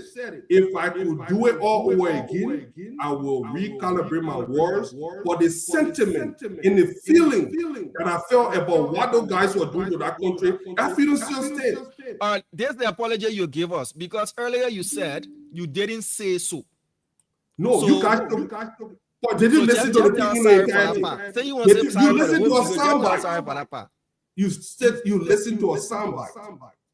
You could have played the whole. That video was 30 minutes long. They did not put it in context. They did not put all the things that I said leading up to that video. I'm talking about context or out of context. But earlier you said you didn't say so. But now you say, yeah, you said so. I didn't say so. So just tell us, say sorry for the way in which he said I said it, I didn't say it that way. Okay. We'll leave I said if that what it would take to save Liberia, then these people should leave. That was the whole context of the video. And like I said, as we grow mature politically, I probably would have used better words. But do I still feel that sentiment about those people that were running the country down the drain, turning into? You've made your point. We have to move on now. I just want to know if you are going to tend to stay. Are we going to stay? You're going to tend to. I'm a twin house there. I want to tell the Cobra and bite them behind. All right, folks. So let's move quickly to our. You also sparing that false narrative about twins. Yeah. But that's why the Cobra. But I leave it. I intend to snake to fly when you play and play. But let's move on. Let's move on quickly. So yes, we've spoken about the drugs thing, but one thing that is happening here is on Sunday we saw a video that was allegedly I want to use reportedly done by a personnel of the AFL. On that very Saturday, we have sent our crew to Cape Mount to film this now runaway distress ship, the IB Atlantic 4, maroning in Cape Mount, York Island area. But unfortunately, we're not able to get the ship in our crosshairs because it was further at sea. And then on Sunday, we saw the Coast Guard with a video. 14 men to a boat and all of that, 2 sacks for each person. And we saw that video. They said the ETA would have been 50 minutes to reach the targeted ship. But that ship race is still ongoing. It's reported the chief of staff said they do not have the capacity. I spoke to some fishermen. They said in August, the sea can be rough. It's difficult for even canoes and all of that. But we made a show that we were going to seize that ship. And up to present, folks, the Minister of Information said the ship was only in Liberian water on Sunday, and the Coast Guard they were going to intercept. But this is the latest data that the Spoon Network collected. You can go on vesselfinder.com and you will see the entire route path of this ship. This is the IB Atlantic 4 Merodi. As of the last time we searched, you can see from the top there is 1922. This ship was spotted due to its transponder or whatever equipment around the Hapo Plibo area going to Cote d'Ivoire, still in Liberian waters. This is another information about the ship. So you can go on Ship Finder, vesselfinder.com, and you put in the information. I see Tamba is trying to do that. Is the IB Atlantic 4, and you will see information about the movement. You will see ownership. You will see everything. This is the ship. But what this race against a distressed ship has also cost us, it has shown our vulnerability as a country. From Sunday to today, do your maths. Number of days. We cannot catch a supposedly distressed ship. It's clear that the ship was not distressed, because a kind of distressed ship will be moving at the speed this one is moving, even faster than speedboat. Our Coast Guard boat cannot go deep sea. 350 miles coastline we have. So, gentlemen, I begin with you, Fadiga. If that ship, as what is being speculated, as Honorable Colbert said, and as we have been hearing, even if it is not a cocaine vessel, but to have a vessel in your waters and you cannot make contact, be able to man it, be able to search it, be able to know what's coming in, how vulnerable are we, Fadiga, as a country? We are very vulnerable. It shows that we have some area that we need to invest in. Liberia is a small country. As God will have it, our economy is expanding. We're going 1.3 billion, probably, hopefully 1.5 next year. Hopefully, we can invest in some of these things. Now that we know the magnitude of drugs that have made a way to our show, it's now time for us to probably invest in it. We have not really had a big size army compared to the other people in our neighbors, especially after the war, where we had to rebuild everything. Government had to focus on school versus this military and something. But now that we are seeing the danger, I think it's time for us to invest in our Coast Guard, invest in better vessel to parade, because it could be nobody knows what's on that vessel. It remains a mystery. But another thing that could be happening, people could be stealing fish, illegally fishing in our waters. People could be doing a lot of illegal stuff, as we are seeing now in our waters. So we need to do more to police our borders. That means the sea.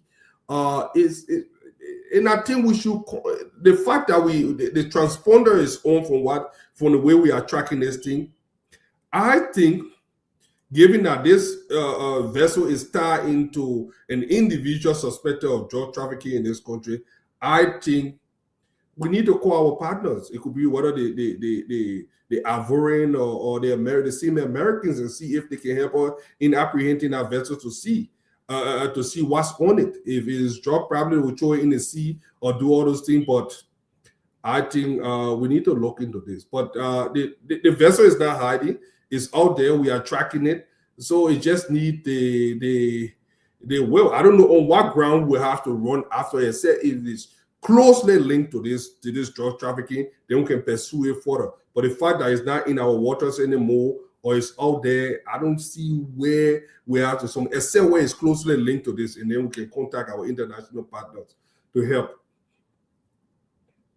You just said in part of your statement that this vessel is linked to Mark Quia. We have the letter. The government has confirmed that he acting as an agent of this vessel, even while it was in Sierra Leone, wrote the Maritime Authority that it was in distress and it should be given docking permission at the Freeport of Monrovia, and a dive crew should be allowed to operate. But it still doesn't say that it has drugs. No, I'm not saying it has drugs, but now you're saying what kind of interest do we have in this ship? We just mentioned Makuya, and he's being investigated allegedly for being in drug trafficking. So if he's the agent registered and saying this ship needed repairs, and this ship clearly is moving like a ship that does not need repairs, then don't we have probable cause to want to go after the ship? But do we have the infrastructure? So with all the infrastructure, this is where we can ask our international partners to help us in arresting the ship. But the ship doesn't seem to be hiding. We know where it is. We can find it. We just need to make the call. I think that will be the next course of action. Thank you, Fadiga. I would have loved to go to Fubi again, but we'll do it that way. Let me bring on Emmanuel George. I'll skip Fubi and bring on Dr. George. Dr. George, where are we? As a country, to protect our sea and everything, we'll call international partners to help us. As a country, if we want to do this, we'll call international partners. And this episode has clearly shown to us that we have not prioritized security and defense in the way we should. If Solomba didn't show us a lesson, this is even a clearer one. Solomba showed us the land.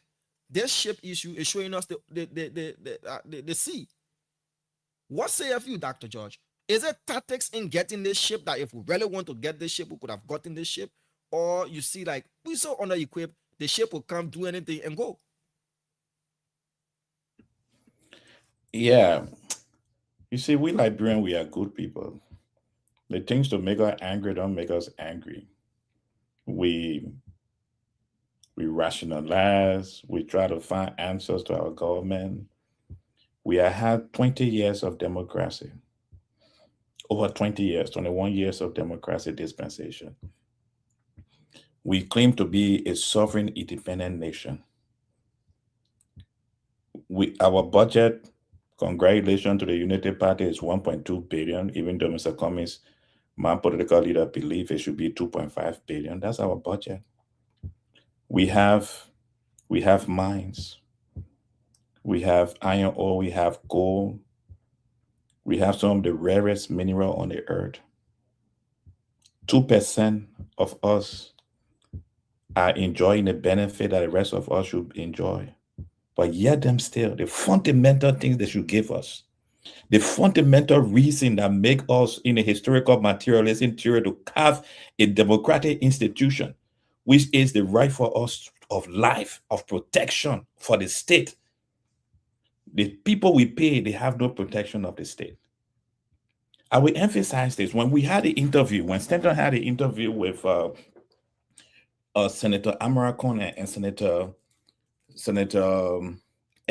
Mervyn Snow, they clearly stated that monies have been put in the budget, but the Ministry of Finance have not released those monies to the security agency, including at the Rabat International Airport.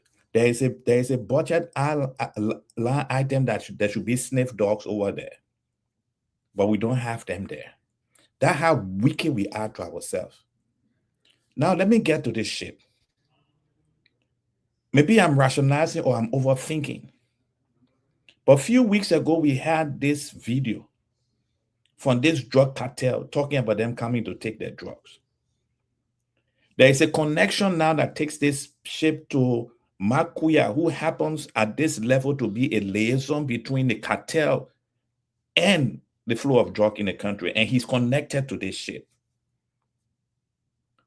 This ship keeps going back whenever our Navy officer or Coast Guard officer is trying to get to them. The big question should be in our minds and in our security agency is what is on that ship? This cartel operation in West Africa have led to coup in Guinea-Bissau. They changed the government there. They killed the president and the head of the army.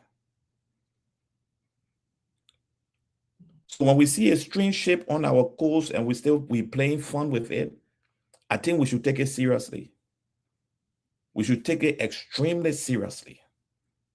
This is not a political party thing right now I'm speaking about, but I'm just concerned as to the level of which we put money in the budget. We don't supply the necessary materials that is needed by our security forces to operate. We have a ship on our coast. We cannot even get to it because we don't have the boat for our coast guard. What kind of country we running here? So, thank you. Thank you, Dr. George. Let me bring on Fubi. Fubi, what's your take on this? This has got to do with the security of our country, the sovereignty of our waters, the sovereignty of our territory. We have a ship that was seen for weeks lingering in between Sierra Leone and Liberia through the York Island area. This is information about this ship. So this ship, the IB Atlantic 4 with the IMO number 8502133, MMSI number 6209913, call sign DSA3912. The military people will say Delta 6 Alpha 3912. That's the call sign of this ship. This ship is a 41-year-old ship built in 1985. Deadweight 2,362 tons. Gross tonnage 1,543. The draught is 2.8 meters. Now, this ship current voyage information, voyage of this ship from Guinea-Bissau, which is known as a country that has got drug problems. Guinea-Bissau. From Guinea-Bissau, and now this ship is headed to Ivory Coast, according to the route that is on. Current position 0004.00041 north, 00 whatever, and it's there, Liberian exclusive economic zone. This ship was in and is still in, as of the last time, the Liberian exclusive economic zone. That is a place for Liberian boats and fishing boats and the rest to be there. A place that is specifically for Liberian vessels and for Liberia. This ship. The last time it was seen and is headed to Abidjan, and the ETA is August 10, 2026 at 12 o'clock. Ladies and gentlemen, Fubi, with all of the information, I'm not a security expert. The information is on the internet. You can search these things. As I said, Tamba started searching and he saw it for himself.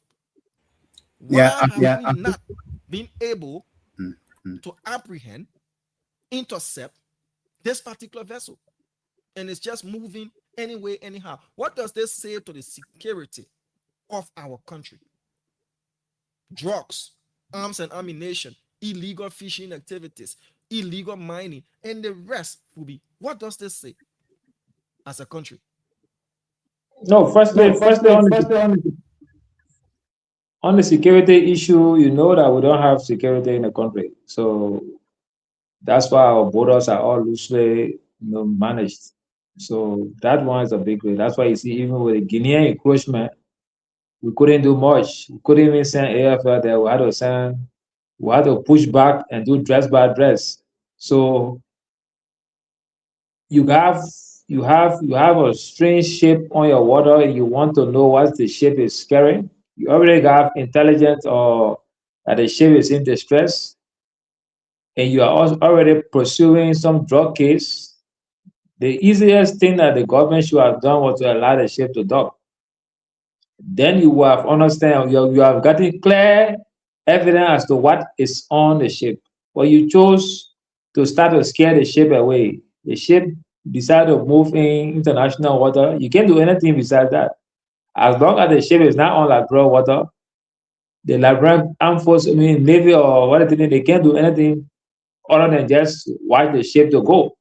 And then you can only give report to your international partners. If they want to tail the ship, they can do that and follow where the ship will go and dock and be able to trace it. If they have security partners there, a friendly nation, they can go and do assess and see what's there. But we scare the ship away. So the ship is, once it's not on our water, we can't do much about that. But the agent, I think we talk about, Madris and Company, owned by Agon Kuya, being an agent and even raised the alarm about distress. This guy had his company open in 2018 and they've been operating freely.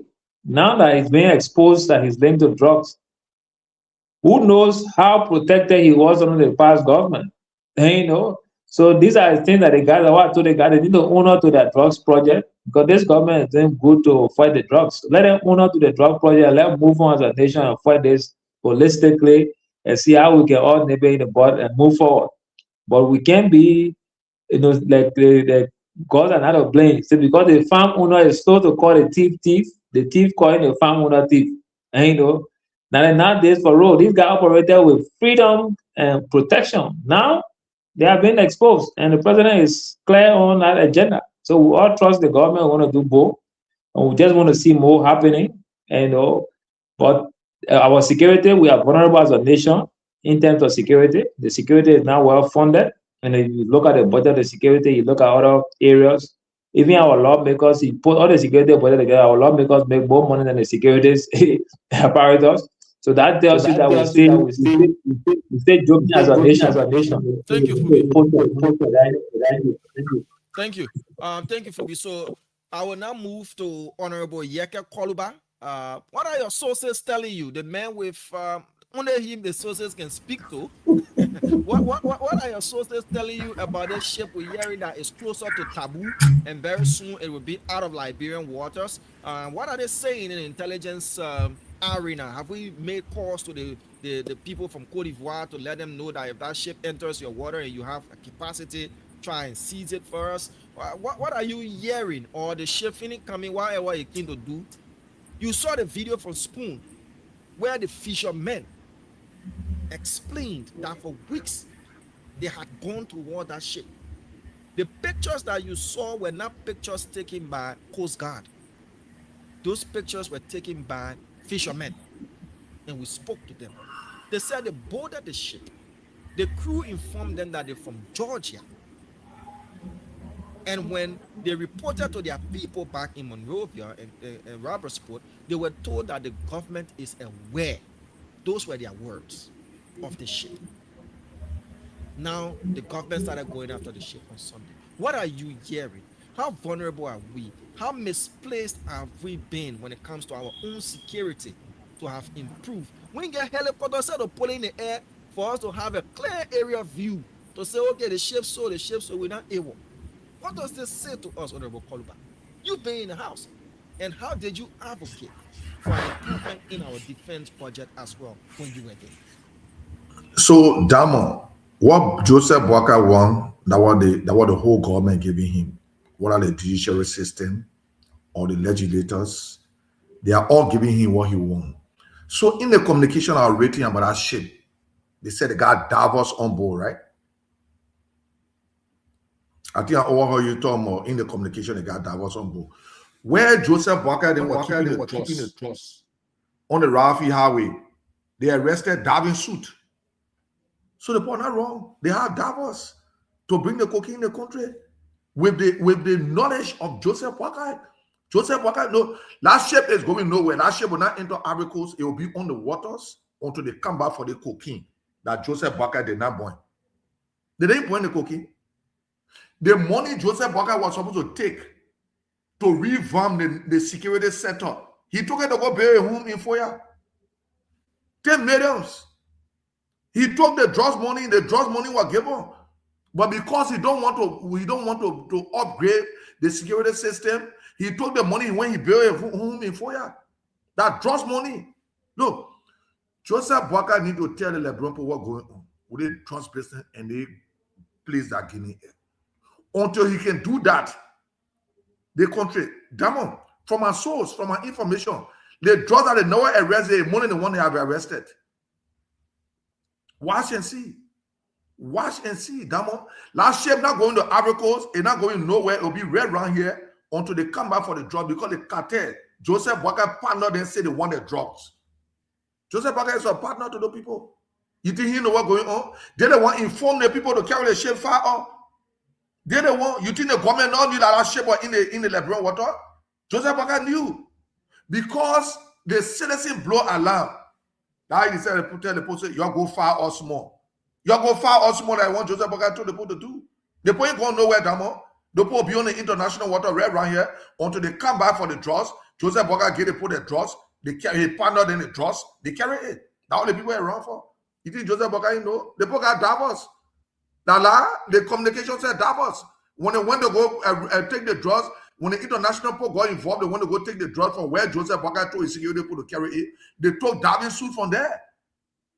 So it is true. So what you want me to say? Joseph Boakai got interested in the security sector. He don't. He got interested in himself. Because he has interest in the security sector. They will not be carrying BM to go take a picture with him. Joseph Boakai have destroyed the country. And 2029, you need to go. Thank you. Tamba, what's your take on this? Liberia, vulnerable. Our sea, vulnerable. A ship has been lurking. In fact, a ship that is said to have been in distress. It is somebody who, out of the blind, or they got some kind of, physical disability, but they're using it to hustle. As soon as you realize they don't get that disability, they start running. Now, how the ship looking like? They said the ship couldn't move. They had engine problem. But the way it's moving, sir, it let it put new engine inside. What's your take when you analyze this as a country and the implication thereof? We are fighting a drug cartel or drug cartels that have got access to funds. Yeah, thank you. Go ahead, Tamba. Thank you, Dan. Let me just give this a shot. This is not, when people say that they are surprised about the national security challenges that we are experiencing today, I say, well, maybe they haven't lived in Liberia for a long time. Maybe they have lived overseas forever. But the challenges that we are seeing across Liberia, not only within the security sector, they are endemic or systemic across several sectors in our economy, from having porous borders we have talked about, which makes it very difficult and complicated in our fight against cocaine. But the questions that you've asked, Diamond, first of all, I would say, who owns the ship? The ship seems to be flying under the Comoros flag, right? Who owns the ship? Why was this ship on the shores of Liberia? How long were they there before it was flagged by local fishermen to our authorities? What did the maritime people know? Because we have international waters, we have our domestic shoreline that our Marines or Coast Guard should know when a ship is docking and coming into the country. So who knew, when, where, and how was that communicated? So for me, it just raises a lot of questions. And I agree in part with Dr. Emmanuel, and I got a fun fact for you at the end of the show I'll share with you. In part, where we talk about resources, how we are utilizing our resources. Any country that doesn't exert greater control over its natural resources becomes a prime target for takeover. Because again, these concessions are coming in, they are not 100% in the interest of the people, they are in the interest of the vested interests that have funded or invested in these companies and in this concession agreement. Therefore, we need to start. 2, look, we have had our history of civil war. We've experienced civil war, but we are in a new geopolitical era. We have allies. This is where Mr.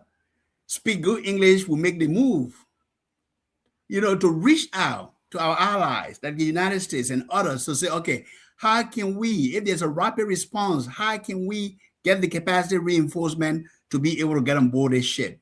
The U.S. Marines are always off of 100 nautical miles off of the coast of Liberia. They are always there. They have warships. How can we tap into that relationships? And then finally, we cannot continue to claim independence in 1987 or 47, 180 years. Close.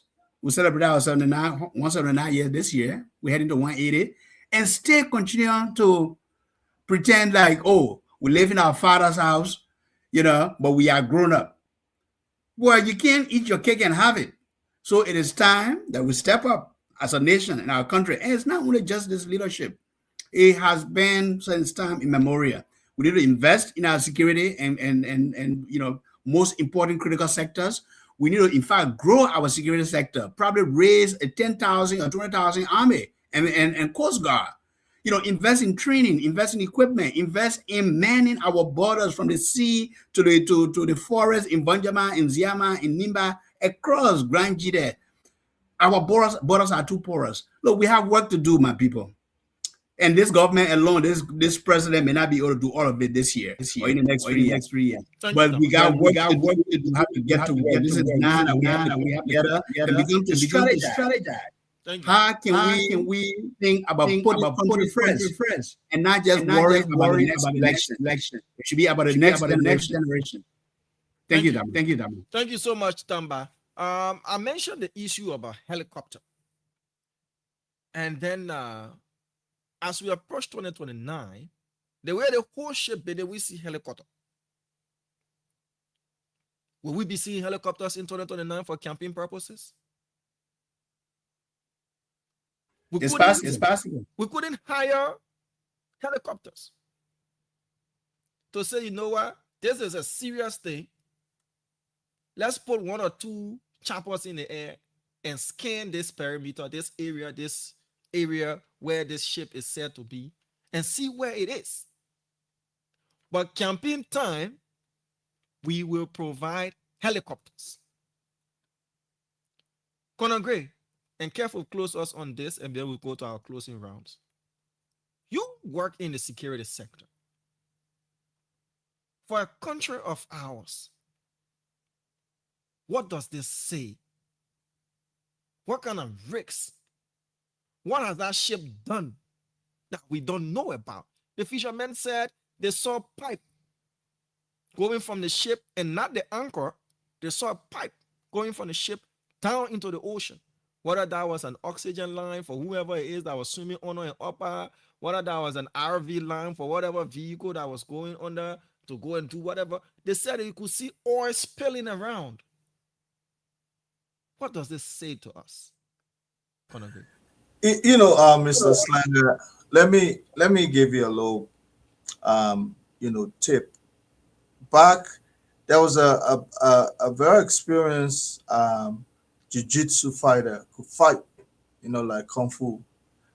And then after giving all of his theatrical move, his opponent just took out something, I don't want to call the name, and just end that whole charade.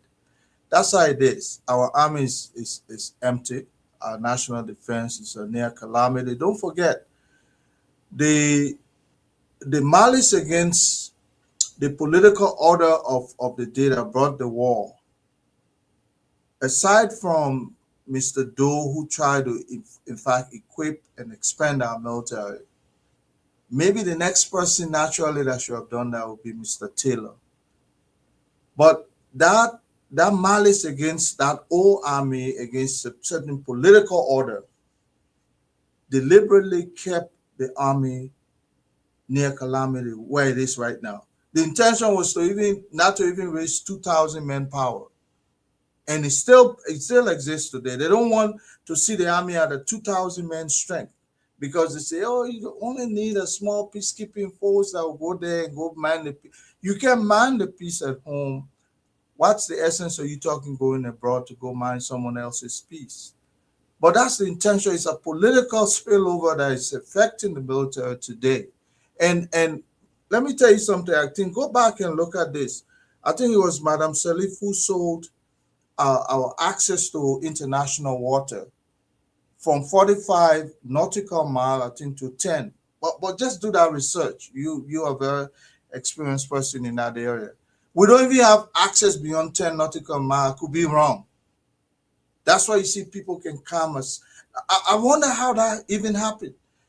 We have X amount of right to the international territorial water up to, I think it used to be 45 nautical miles. I don't know if it's still that same way, but I know some of it was sold to somebody under the Madame Salif administration. So we don't have anything. This is just another evidence to what happened at the Soloma border with Guinea. This is just another one to show how empty we are. And if we're talking about investing in our military, my brother, I don't think anybody has that thirst, that desire right now. I don't see it that way, because when you talk about the army, people say, "Oh, we don't need this now. We just need schools." When you talk about secure helicopter, "Oh, we don't need helicopter. We need more school building to be." We need no, those kinds of ways. You have to have a leader with a desire to expand the army, not because they want to hold on to power, but it's because it is safe. It's safer for a country to have at least a sizable defensive force that will protect its territorial borders. We don't have politicians thinking that way right now. So I could say it's wasted water on duck back. Keep talking, but I don't see the temperament of our current political leaders, gearing towards that. That's why I say Mr. Taylor or the late President Doe could have been the one to expand our army, but right now we're all politicians. We're thinking about winning the next election, so they're not going to talk about developing your army right now, my brother. Thank you. Thank you, Colonel Gray. Kefa-san, I will take you on this matter. The infamous IB Atlantic 4, the ship that can appear and disappear, Jaha is coming on the screen, appearing and disappearing. What's your take on this, Kev? Deliberate attempt not to nab this ship and this crew to know what their mission is in Liberia, or we just under-equipped to be able to do so, and we haven't been able to even utilize partners to say, look, come to our aid, since everything is about people coming to our aid, and let's see what we can do, because this ship is suspicious, it's connected to an individual that is undergoing investigation. The circumstances for which this ship was said to be under, it doesn't look like it's under those circumstances. And we as a country, we want to know, because what affects us affects the sub-region as well. What's your take on this, Kev? Are we just playing chasing ship? Can you please? Again, I always use this line is my favorite line, that these are stuff that keep me up at night. You listen to folks on this show and people talking about, gotta build the army, you gotta build this, you gotta build this. That one, Stanton and Spoon post all the communication from Mike Weir. This ship entered Liberian coast by the order of Liberians. Though we're talking about building the army, building the police, building the sky, having Mossad, having the CIA. Are we joking here? Are we joking here? We're talking about a guy that linked with this $300 and something million drugs, almost $500 million drugs, right in the maritime, going all around, inviting this ship, telling people in authority that this ship need to come in Liberia coast, need to dock at Freeport. That we're talking about getting the Mossad. Liberia should get Mossad. We're supposed to be banging on the table and say, Mr. President, if you're serious, Mike Weir should be in jail. There's somebody telling me that I should believe President Weir 14 drugs. Why he being selective? His own son, Mike Weir, that his son, he grew up in his home, that his son, tomorrow he'll be at Calabash. Or maybe tonight. Then you're telling me the man 14 drugs? The man who implicated in these drugs, writing all agency that is matter to these drugs being dark in Liberia. Yeah, you there. Yeah, you there. Then you telling me Joseph Boakai fighting drugs? Does somebody telling us that we should get the CIA? No, you're going to call the Taliban. Maybe like Taliban that we need. What are you talking about? People should be calling the president, arrest Marquia. He should be in jail. No. Marquia might be in church with the Papi on Sunday, sitting on your right hand side. Thank you, Kev. The whole government that they are jokers, and this president is playing with the Liberian.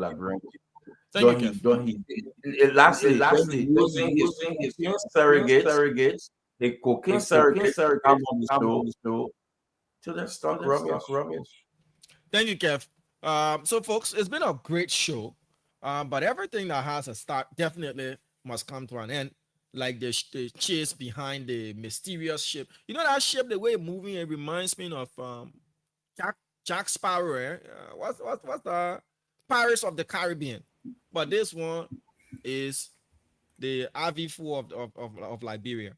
It is something that we must, as a country, remedy. Solomba was a serious situation. It is still ongoing.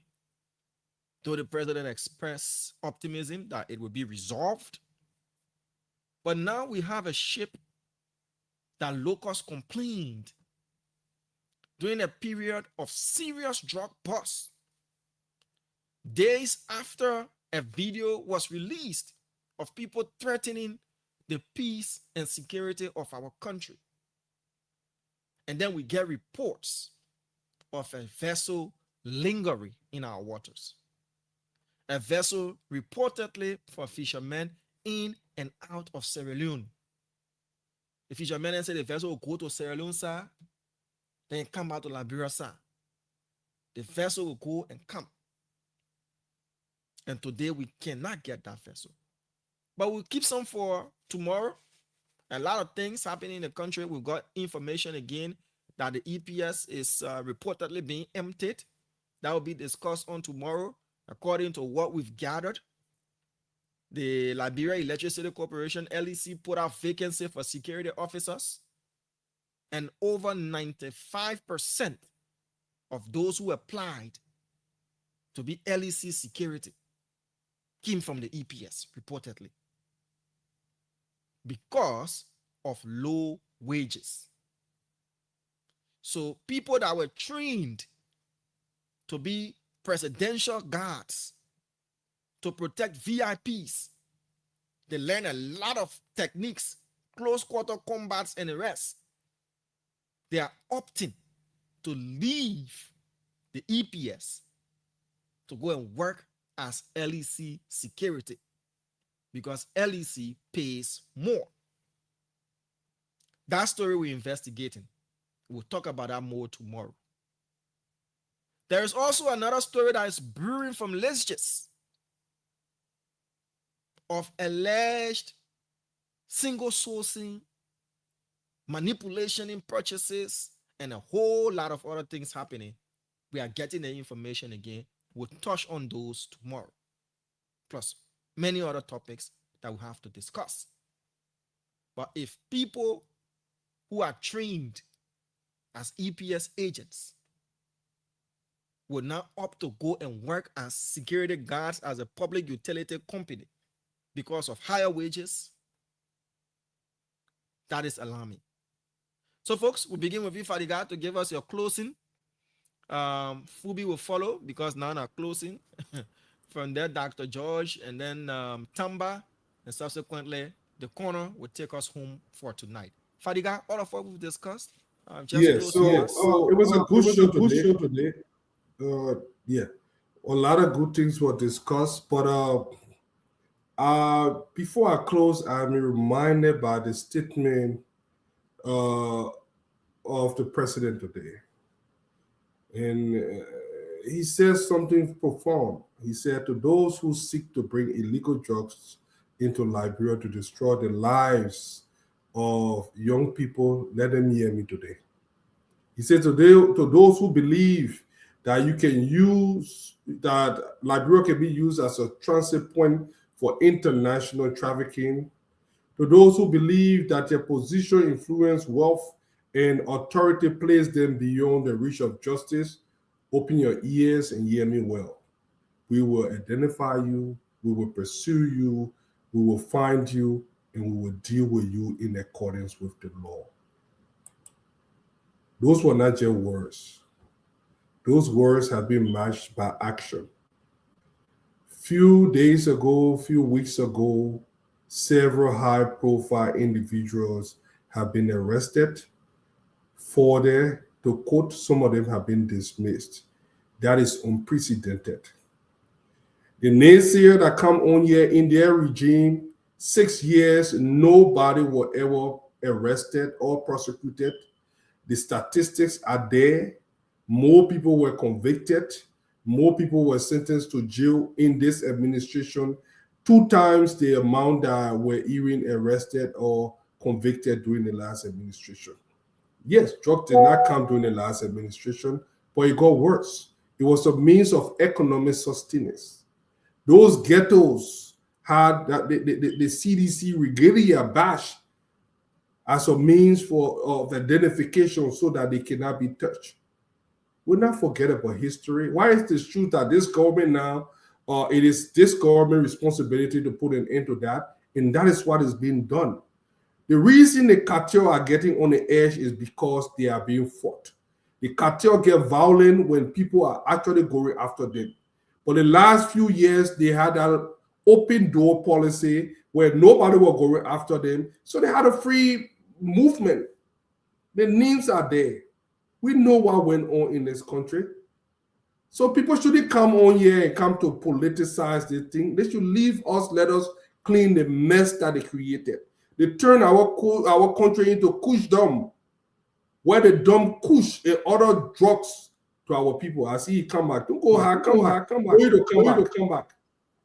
You see. So I do not want to lose sight of where we are now. We are not where we want to be, but we are certainly not where we were a few years ago. We are better off, and within the next 2 to 3 years, we will be even far better than where we were.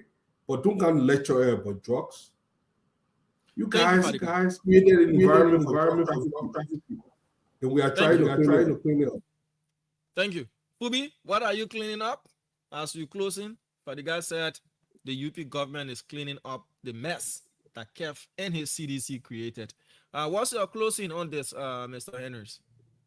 We want Kush. We want Kush. We want Kush. That kept that campaign on there. The men are proudly campaigning for more Kush. You know? So when you campaign for Kush and you didn't win the election, and all your Kush people that were campaigning, they started arresting all of them, picking them up. And the cartel will not stop operation because one government that favor them is out of power. They will always make their way to the next government. They will always say the Lebanese friendship. Those are in business that they pay your main friend with. So you will always see them moving from one government to another because the cartel wants their business to continue operation. They will not stop. And so just looking at Bakuya alone, operation started 2018. And all that business he's been doing, it didn't stop. He had to make a way through the next government. And he just followed through. All those guys that are big boys with the drugs that they're arresting, they all been in operation. The past DEA were also caught on tape, telling them to bring cocaine down or marijuana from Grand Gila or so. And cursing a man, Lorenzo put on the voice there. So all these guys, the fact that you are not caught doesn't mean that you didn't steal. And that's why the adage goes 99 days for rogue, 1 day for master. So the guys were being protected, they were shielded, and they were giving all the support. And that's how the operator feel it. And that's why they couldn't have a huge drug boss besides that one that the American leaked to them. How many drug Sonny men are arresting? All the ghetto raids they were doing that was just joke. You raid one ghetto today, you sell it to another ghetto. And I criticized them before. Well, And they have to change their That's why they used to take it. Yeah. You know, so the guys they got their own stuff. But now you have a serious government that say, look, we're gonna go after this, we're gonna take it heads on. People that operated freely the last government, you saw they been arresting them. You saw that guy, George Obi, original Japan, is in jail. Quita. It was not Quita first drug she brought when they arrested her. She go for a 5-year sentence. Mama Rita Williams, we want Kush Lee Campino. They made her too, 3 years in jail. So you will see more of this stuff. So the guys know that all their operatives, all the guys that operated freely with the guys, but now the government is pursuing them, breaking them down. And now they won't be the one that's saying, oh, that drug government. No. You shielded these guys, you protected them. This government is not dealing them. So that's a serious fight. Thank you very much, Chief Henrys. Dr. George, your closing. Thank you, Diamond. Thank you, Fadiga. Thank you, Chief Henrys, Taba, Conor Gray, Kev, our listeners on Facebook, YouTube, and the Vera radio station for joining us this evening. Look, a young Liberian this evening is sitting in a ghetto somewhere in Monrovia, putting drugs in his vein and removing hope from his brain. The hope that is being removed from his brain has nothing to do with CDC or Unity Party or the Alternative National Congress. It have the fact to do that he's going to wake up one morning and find out that he's an addict. And he's going to live the rest of his life struggling to conquer addiction and move into recovery. That's the fact. It's not CDC, UP, ANC, CMC, nothing political. It's about a fight for the very soul of our nation. The drug thing we are battling, that problem was in the Sahel. The reason why West Africa became a route is because the Sahel closed that route and the traffickers turned to West Africa. And every night when we come here to discuss how we can stop the infiltration of drugs in our country. There are some who wants to tell you it started in 2018. If we agree with them, we know it's escalated in 2026. When you start things, there's a level of fear. When you escalate, it means you are bold. So there may be something under the Unity Party government that makes these members of the cartel to be extremely bold. So let's take the argument that started 2018 when Mr. Mark Kuya opened his company. Mr. Kuya, a strong member of the Unity Party, opened a company under the CDC-led government. He operated during that time, building, and hopefully waiting for the UP government to take power. And once the UP government took power, he escalated it, the operations. We all know about the project in Foya, the $10 million project estimated. There is no line in the government budget that shows where that money came from. There is no line item in any of the agencies or parastatals that shows where that money came from. And as we are beginning to question, and hopefully the letter that the ANC sent to the AICC will be taken seriously, because we actually have to know where we got $10 million to build that facility in Foya, because it's not in our budget. Thank you. But we must fight against this drug. And Thank you. it takes every one of us to fight to fight against it. So Damo, can I close? I got problem by internet. Thank you, Dr. George. Yeah, I was coming to you just after Dr. George. So since you have internet problem, you can use that just to close quickly on Honorable Koluba. So I listened to Joseph Boakai very well. Joseph Boakai said to those who believe that me and my family not part of the drugs business, you're wasting your time. To those who believe that the $10 million that I use in FOIA to build my homes is not from the drugs business, you're wasting your time.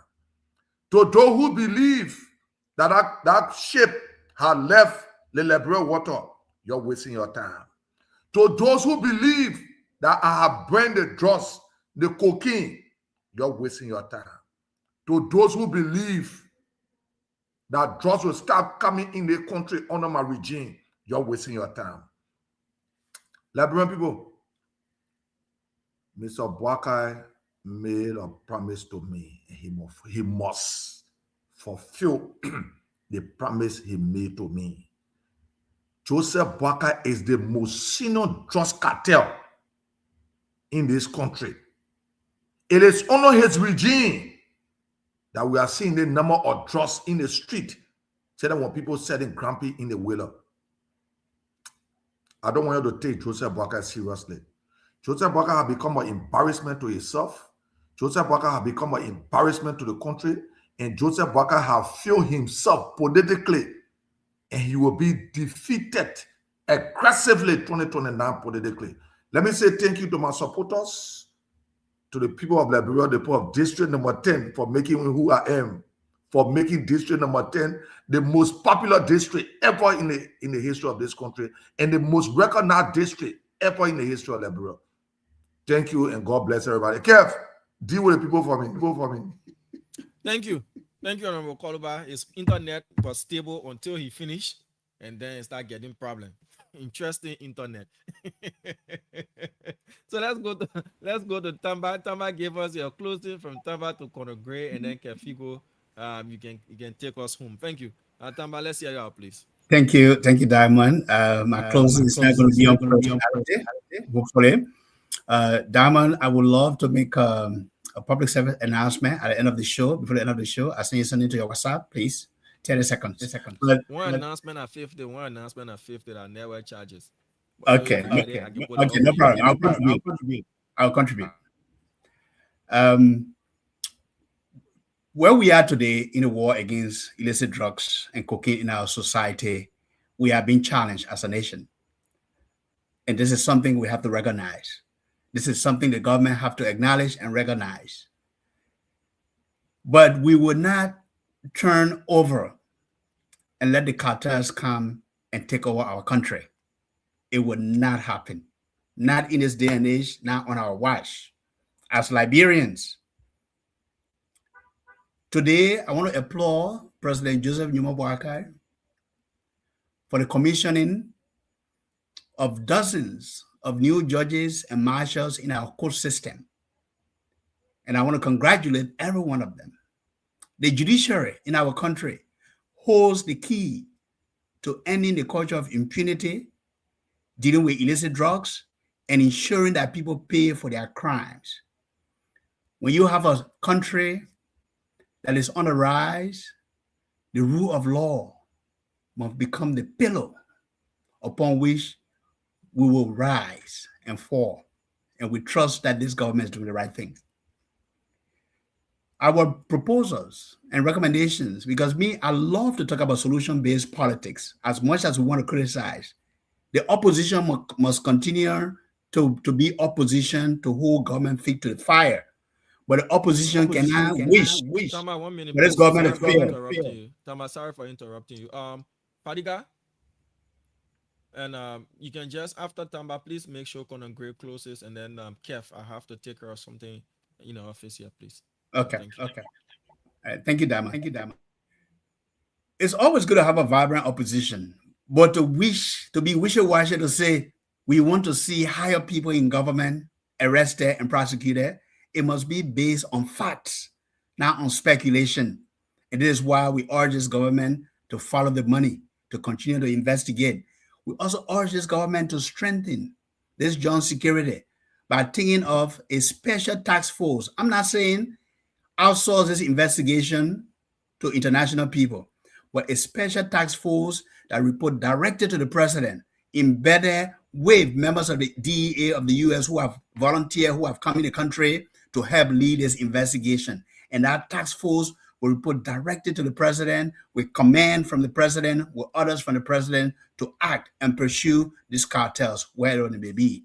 And then finally, we must continue to think about how we can reinforce our borders. We have systemic issues across Liberia, but taking control over our assets, natural resources, that's something we should continue to have as a long-term strategy. But we have to secure our borders in the short term. That's not a long-term strategy. That's a short-term strategy.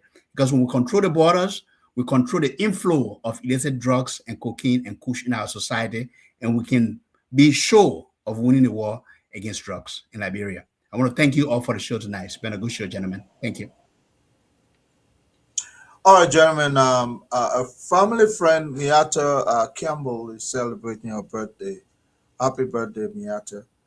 And that said, definitely people would be pointing fingers to individuals they believe will be the reason government should fall, this government specifically.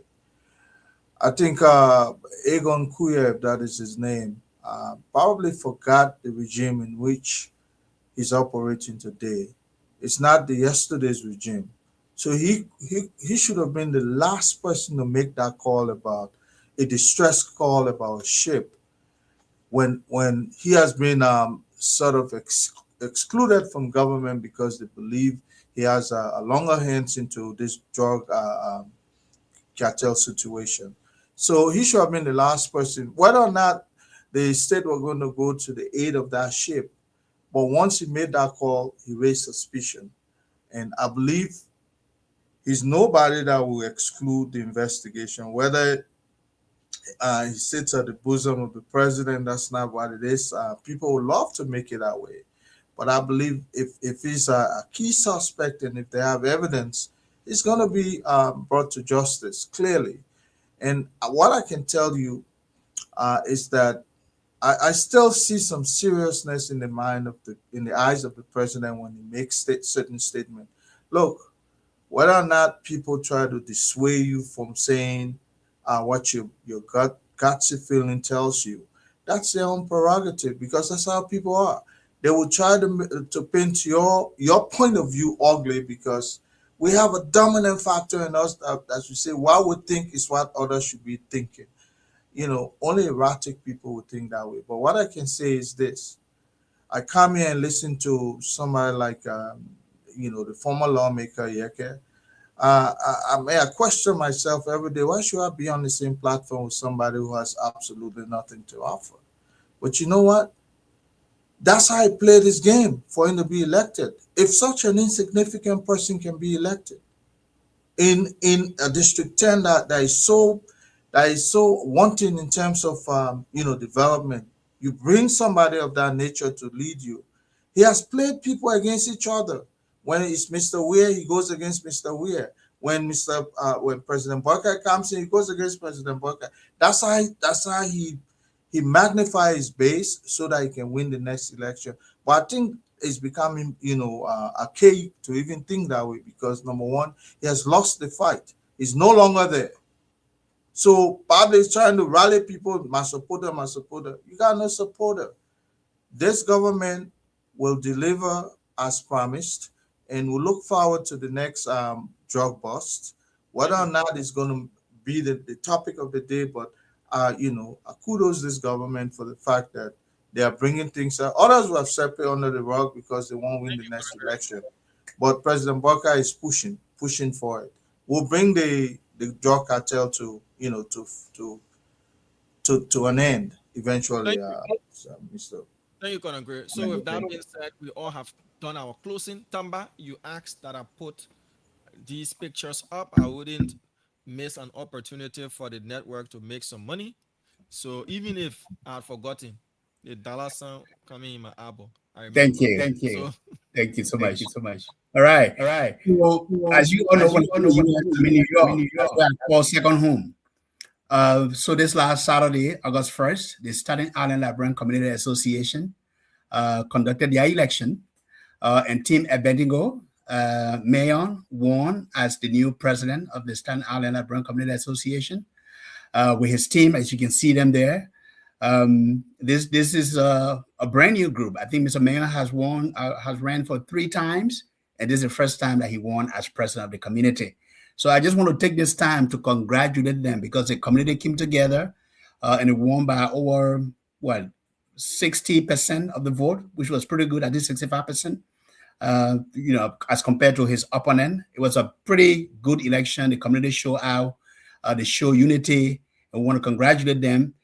Then now the work begins. We ask that the community comes out and rally around these people, these young people who have taken the mantle of leadership in our community, and will continue to fly the Liberian flag because wherever we are as Liberians, we always represent our motherland.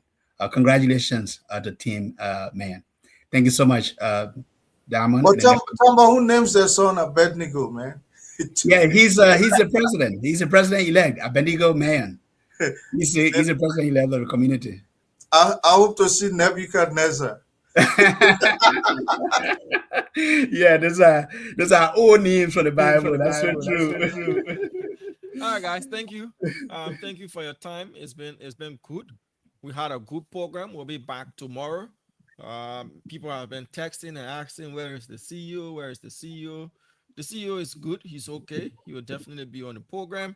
Got a late message from him that he wouldn't be joining us, but we did good. The rest of the guys, the usual suspects on the program, and everybody had their say. At the end of the day, we'll be back here tomorrow again. We encourage you to keep joining us. And for those of you who reach us to us with information, we want to say keep doing that. We all have to make Liberia what we want this country to be, better than what we inherited and better than what we will leave for our children as well. So you are the real heroes. Those of you who are the unnamed heroes, we cannot mention your names. You're in every facet of society.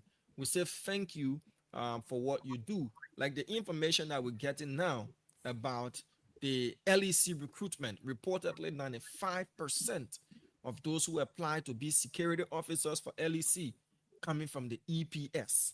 That alone speaks a lot. We're doing that conversation, we're making sure we can put all of our facts together and we'll present that information. They're alleging that they've been underpaid, they've been overutilized. They buy their own suits. They use their minimum salaries to make themselves look good. They don't get allowances for how they look and all of these things. And if the presidential guard people can be opting to leave and go be security for LEC because of the money, it speaks a lot. Some of these officers speaking to us said they work 24-hour shift. If you come 7 a.m., you leave 7 a.m. the next day. And they get little of nothing. So they prefer to work as security guards for LEC. And that's just one. Another story again. That other story by too juicy. Who anywhere pay money on a gold level? It's big. And what we've gotten is very, very, very big. But you don't want to miss that because we'll delve in that tomorrow. Their names, their pictures, their video clips, their WhatsApp messages. It's a trove of evidence. And when you see those who are allegedly the actors, your stomach will drop. But it shouldn't drop yet. Wait for tomorrow. And that's what we do at Spoon Network. We provide you the information that you need because Liberia is all that we have. So Tamba, thank you. Hussein Fadiga, thank you. Chief Fubi Henry, thank you. We saw the 3,000 pieces of rake, 15 pieces of cutlasses, and 25 pieces of shovel, 30 pieces of wheelbarrow. Can't clean a country. The country gotta be clean. The cognac got be clean. Thank you, Fubi. To Emmanuel George, the doctor of ANC, the man whose laughter has become a trademark. When he giggles, you know that he can me say Sonny. People have gravitated to that. Thank you. Thank you as well for being part of the program. Thank you for pushing your ideology. To Tamba Agalas, the man who tries his possible best to act and stay neutral, but hey, ha. We say thank you. He said, let's take our parties in Cabo. You can wear it. We say thank you for being on the show. It's a flag your way, eh? Yeah. So let's take our parties in, but you can wear it always. So how about the edge? Take that so you can stay. Conor Gray, thank you for being on the show as well. We appreciate you. You say your own thing. You don't look back. You say Fadiga fumbled and say you didn't say it, but if you don't chat, he said no, the males conscript what I meant. He said if I could tend to snake. Really may eat the words. But that one, that's what anger can do. Someone when you're angry, don't say stuff. Yeah. You know, just let it go. But it was angry that such was the time. But you know, look, people get under your skin. That's what people do. They call you names. They find way for to put you, as Prophet Q says, yellow tule or whatever is it. So once you get there, you saw your apology letter. He did. Yeah, Prophet Q issued an apology letter. Oh, Prophet Q wrote, yeah. Let's see. It's a part of the requirements that was given him for his freedom. That he must. Damon, thank you, man. Thank you, Thank you, Tamba. It was a pleasure. See you guys. Okay, good night. All right, Damon. Good night, guys. All right. Good night to each and every one of you. Thank you for watching. Thank you for listening. We'll be back here tomorrow with another edition of Spoon Talk. My name is Diamond Slanger. It's been a pleasure being here. Have for yourselves a wonderful night. For those of you in Liberia, good night to you. Every part of the world else that you are, good day, and take care of yourselves. Bye-bye.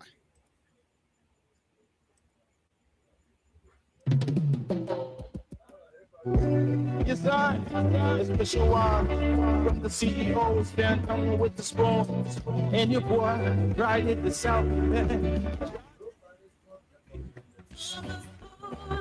To get your information for the food to keep our attention. Spoon television. Spoon.